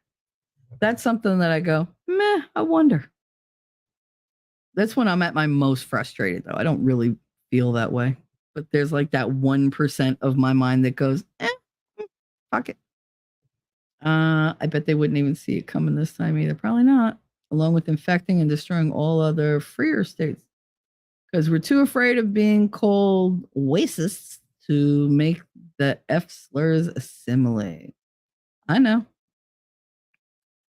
Stop paying. Yeah. Well, if you stop paying the things that Al Capone didn't pay, then you go to jail. You can murder somebody in the street and you might get off, but if you didn't pay your, taxes, forget it. They will get you. Might take a while, but they will. Never. That's one thing I learned in life. Never fuck with somebody's money. See, money don't mean shit to me, but that doesn't mean I want you to fuck with mine. What's mine is mine. What's yours is yours. Leave it alone. You touch what's mine and you're going to come back with a stump instead of a hand. Like, just saying. I think that's how most people are, because I need that money to live. Like, it's not a status thing for me. It's a survival thing. If Kamala wins, we'll have a full mask off event that will prove that voting is not going to solve anything because it's all a giant cheat and it's not going to be good for any. Speaking of masks, did you see Nassau County in New York passed a law making it a misdemeanor if you wear a mask? I thought that was interesting. You only have medical and religious exceptions, but if you have a mask on in public, you can be arrested for it. It's a misdemeanor. I was like, okay, that's like, I'm all for outlawing mask mandates. But I think if you're some like thiefity that needs to wear a fucking mask, like for their own personal whatever, I don't think you should go to jail for it. It's not hurting anybody except you. You're breathing in your own fucking breath. So you're hurting yourself. That's not illegal. It's dumb, but it's not illegal. They've made it illegal. Apparently Michelle isn't familiar with enslavement. They can definitely make it. No, that wasn't what I was saying. You know damn well what my point was. They have the monopoly on force. That's why surrender is death. They may not be able to make everyone, but enough people will conform out of fear. And that's just the thing. I mean, I know they do that. I do. It requires effort though. So they don't like to put forward effort. They like to go the easy route most of the time, I feel. And they have so many things in place. They don't really have to use force because they get you coming and going. Thomas Anderson, I don't think so at Winning Reality, but they have a monopoly on the ability to use force due to being psychopathic and not caring who they hurt. That is true. Government is a monopoly on force. Ron Paul. A monopoly of force. There we go. Care is an individual trait. That's true. It's a bad day when Darth and Winning are agreeing. Listen, I wasn't going to say anything because I don't like to spit in the wind, but yeah, I'm just going to ride out that phenomenon while it happens. I amend the phrase, by the way. It's not rather die on my feet than live on my knees. It's live on my feet, even if it requires them dying on their knees. I mean, that's what they do. Well, it is the day that Camel toe horse ass is running for orifice. Oh, you're in fine form today, Thomas. Look at you. Zesty is evidently the new Gen Z term for the Pete Beats. Zesty? The only when you say zesty, all I think of is like a lemon rind. Like if you want to make something zesty, you shave the rind off of a lemon. That's zesty. He's fucking gay. Popper. Hi, honey. I know I'm behind. Whatever. Miss you, love you. Thank you, honey. I miss you, love you too. I was thinking about you the other day. Hope you're doing well. Hope the kiddos are doing well. Winning, you started hanging around cooler people. Those damn avatars, man, they get me every time. How exciting. Thank you, lady. I'm very excited to be moving soon. Mimsy! Can't talk right now, but wanted to say hi. Love you. I'll talk to you later. Thanks for the drive-by, baby. I appreciate it. Look at that. All caught up. Love you, Shelly. So glad to see you and everybody. Look at that. All caught up. That's because everybody stopped talking for a while. That or I just jumped ahead. Anyway, I went off on all my tangents. I got most of what I wanted to say off my chest. Because last week was really bad. It was really bad as far as like trying to get shit done. I just had no time and then I had no energy. Sorry, honey. I wish I could spend more time. Honey, I'm just glad you came by and said hi. I like to know that you're okay. I hope you're okay and just busy. And I hope you're eating something, please. You know I worry. Or maybe you don't know, but I'm telling you now, I worry. I'm just sitting here drinking my C4 because I desperately needed caffeine. And apparently the milk has turned, so I can't have coffee. It's what happens when Katie's not here. Things spoil because not everything gets devoured. Yes, that's the problem. I'll email later. Okay, honey. I'll look forward to it. I'll keep an eye out. So at the end of it, what are we going to do? You got to vote your conscience. You got to keep a ear out. Maybe bite your tongue a little bit because we don't want to become them. No rushes to judgment. No rushes to accuse anybody of anything. Can we be, a little nasty? Yeah, go ahead. Just maybe don't do it publicly. I personally don't care like what they know that I think about them because they don't care what I think about them, to be honest. I could say what I want. The only person who cares what comes out of my mouth is basically YouTube, so that they could like do whatever they want to do. And even they don't care because they don't give me ad revenue. I don't have enough subs, so they don't give a shit. But it's like whatever. I have hope for the future, but only because the alternative is unacceptable to me. And you know how I feel about the word unacceptable. I want us all to be happy and to be safe. And I don't think those are lofty goals. I really don't. I don't understand. Like, part of me is that little kid going, I don't get it. Like, why can't y'all just get along? Like, I don't understand how we allowed ourselves to get here. Just sleeping through generations and allowing things to happen. And now we're all sitting around going, well, what do we do now? Well, now we let it get to this point. It's going to take a huge, unanimous movement, which does not have to be violent. It does not have to be, offensive. All it has to be is honest and foundationally sound. Like, you need to stand together and just not allow them to lie to you. Don't accept the dishonesty. Counter it. Know what you're talking about. Don't jump into a conversation and just make shit up, because then you're just as false as they are. I don't want to be like them. I want to be like me. And I think who I am is good for me. I don't need the person next to me to be just like me. There should be some commonalities. Yeah, there should be like a general, sharing of where this road is headed. Otherwise, it's going to look like, remember those old cartoons where they had like Family Circus, and they'd have the lines of where the kids were and where they'd been.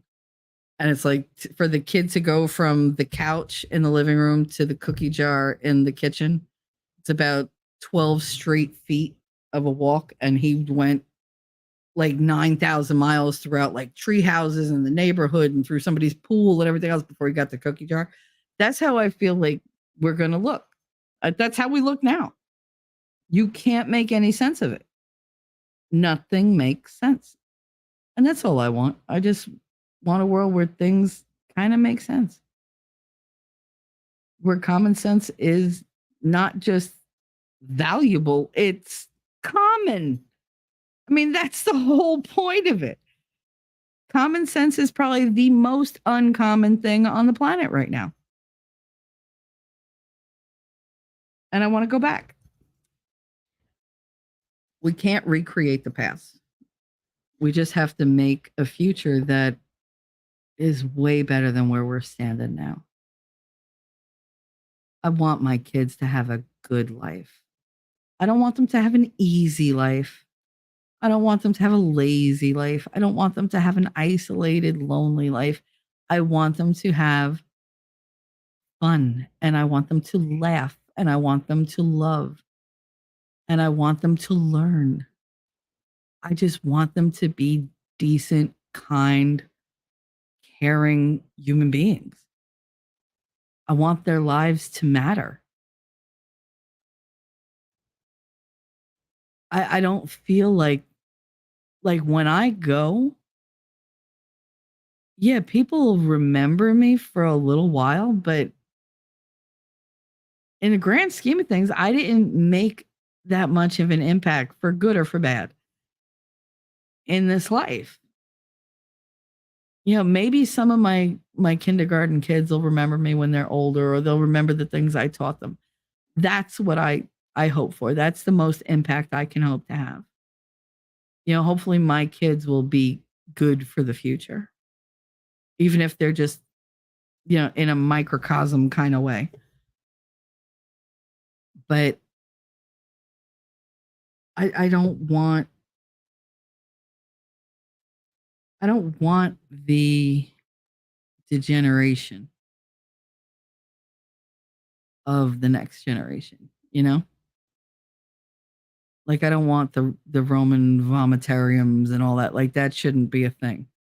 There's a reason the decadence of the Roman Empire didn't turn out well for them. I think there's a threshold. And I think when we hit the threshold, everybody on both sides is in for a very rude awakening. And I really hope that doesn't happen in my lifetime or my kids, because it's not going to be pretty. I don't want that. So, on that note, it's 3:04, and I went at 3:04. Yay. All right, so we're going to end this. And remember, tonight we have, I believe it's Winning 2024 tonight. Oh, no, let me see. Of course, no thumbnail. But no, I believe he's got a show going tonight. I will be there. Y'all should be there, or be square. Let's see. Who is streaming? Who's streaming that I could send you to? I don't know if you guys can go to AV. I'm going to see if I can send you to AV, because I really like her. She's doing the little Woody's supposed to be on the stand today. Not in front of the jury. Let me tell you something. Fulton County has just, I don't know. I just don't know. Damn it. AV to the 7th. Nope. Won't give me that. What? Let's see. YSL trial. Maybe I'll look it up that way. YSL trial. Otherwise, I'll just end it because I could give a crap. Yeah, she's not on there for some reason. Screw it. All right, so I'm just gonna end it. The stream, not me. Motherfucker! Oh, God damn it! You think he wakes up every day and this is him? Shit. Like every time. I know he's not a popular person right now. I know a lot of people got opinions and everything, but he's still always going to be my boy. I don't care. Like, people fuck up.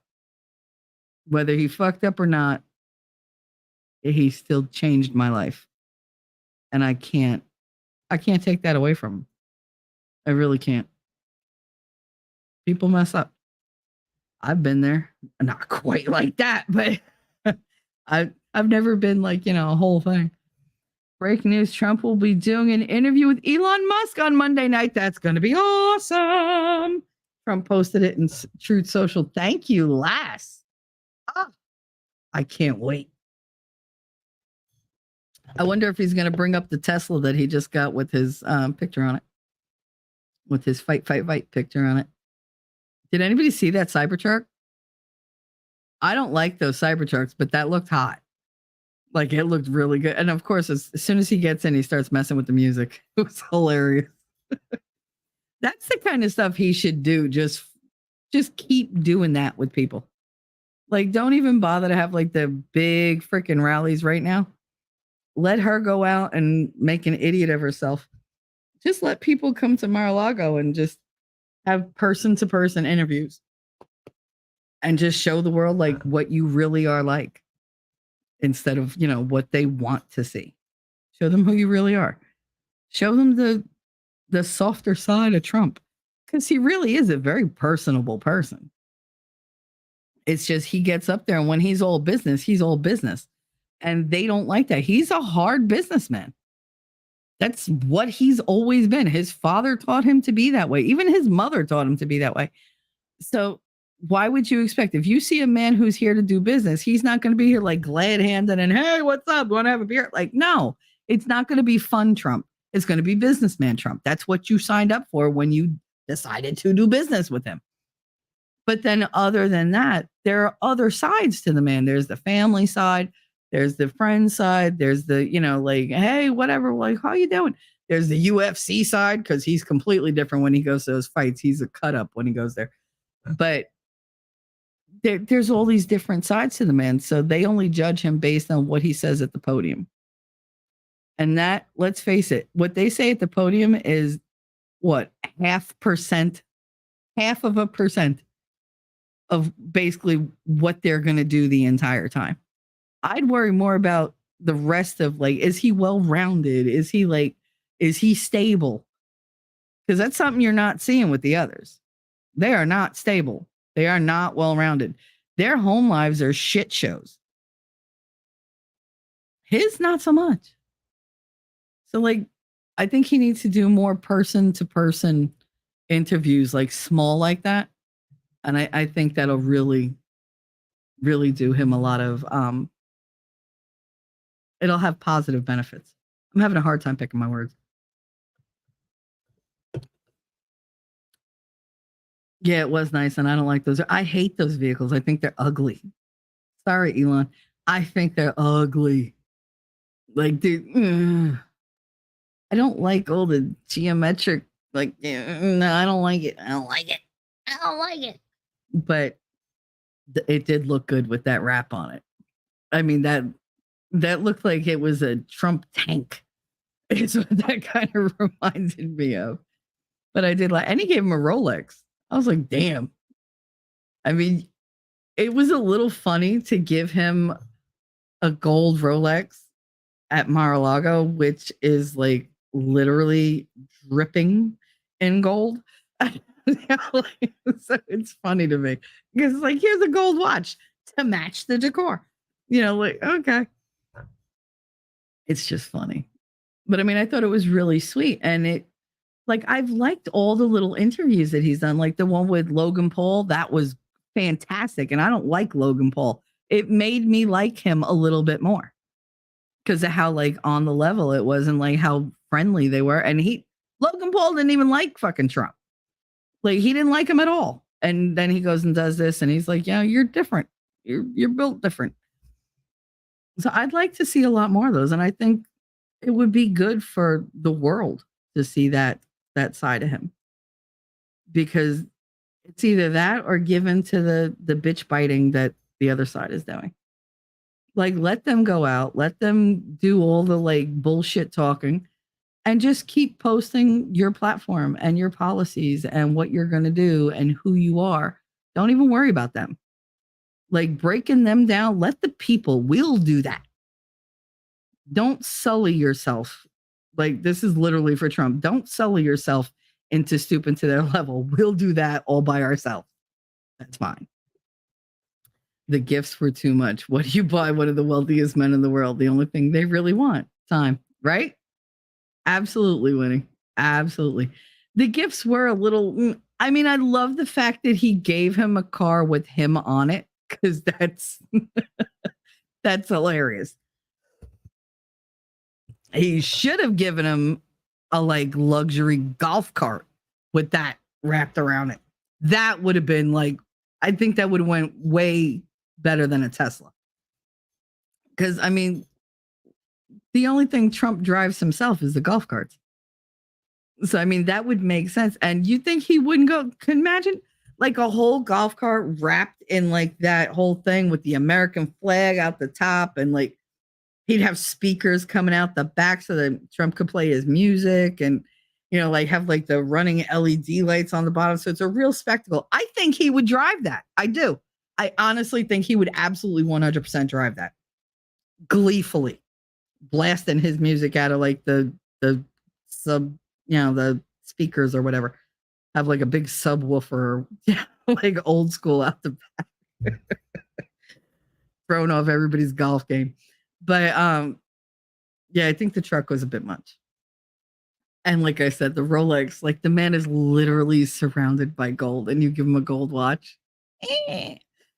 That's not exactly thoughtful. That was a show of something. Give him something thoughtful. That one kid at the one rally, the kid that did the painting. He brought the kid on stage. He was like, "Come on, come up here." Look at and he was proud. He showed everything because it took effort, and it was how somebody else saw him. It was what they see when they look at him. They wanted to capture that and put it on canvas with their own artistic touch to it. And that's what that dude did. He made it personal.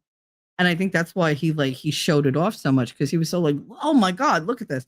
Besides the talent, look at what he did. Oh, holy shit. It meant more. I think just to buy, expensive gifts, I think that's stupid. I mean, yeah, should everybody get an expensive gift once in a while? Absolutely. But not all the time. I don't think it makes anything more meaningful. And I mean, the man has everything in the world. So what could you possibly give him? You give him something personal. I think that matters to him, because I doubt people see him as a person anymore, like an actual person with feelings. He's just Trump. He's become this icon. And what have I told you about pedestals? Don't put anybody on a pedestal, because everybody fucks up. Pedestals are not stable. They're rickety as shit. I never want to be put on one, because that fall is dramatic. It's traumatic. And there's no getting back up on that pedestal. Once you're down, you're down. Why do that to yourself or to anybody else? It gives no margin for error. And there's always going to be error. You can't expect people to be perfect. I never expected the Democrats to ever be perfect, but I didn't realize they were as fucked up as they are. Anyway, on that note, make sure you tune in tonight at, I believe, 8 o'clock for Winning's show. I will see you in chat.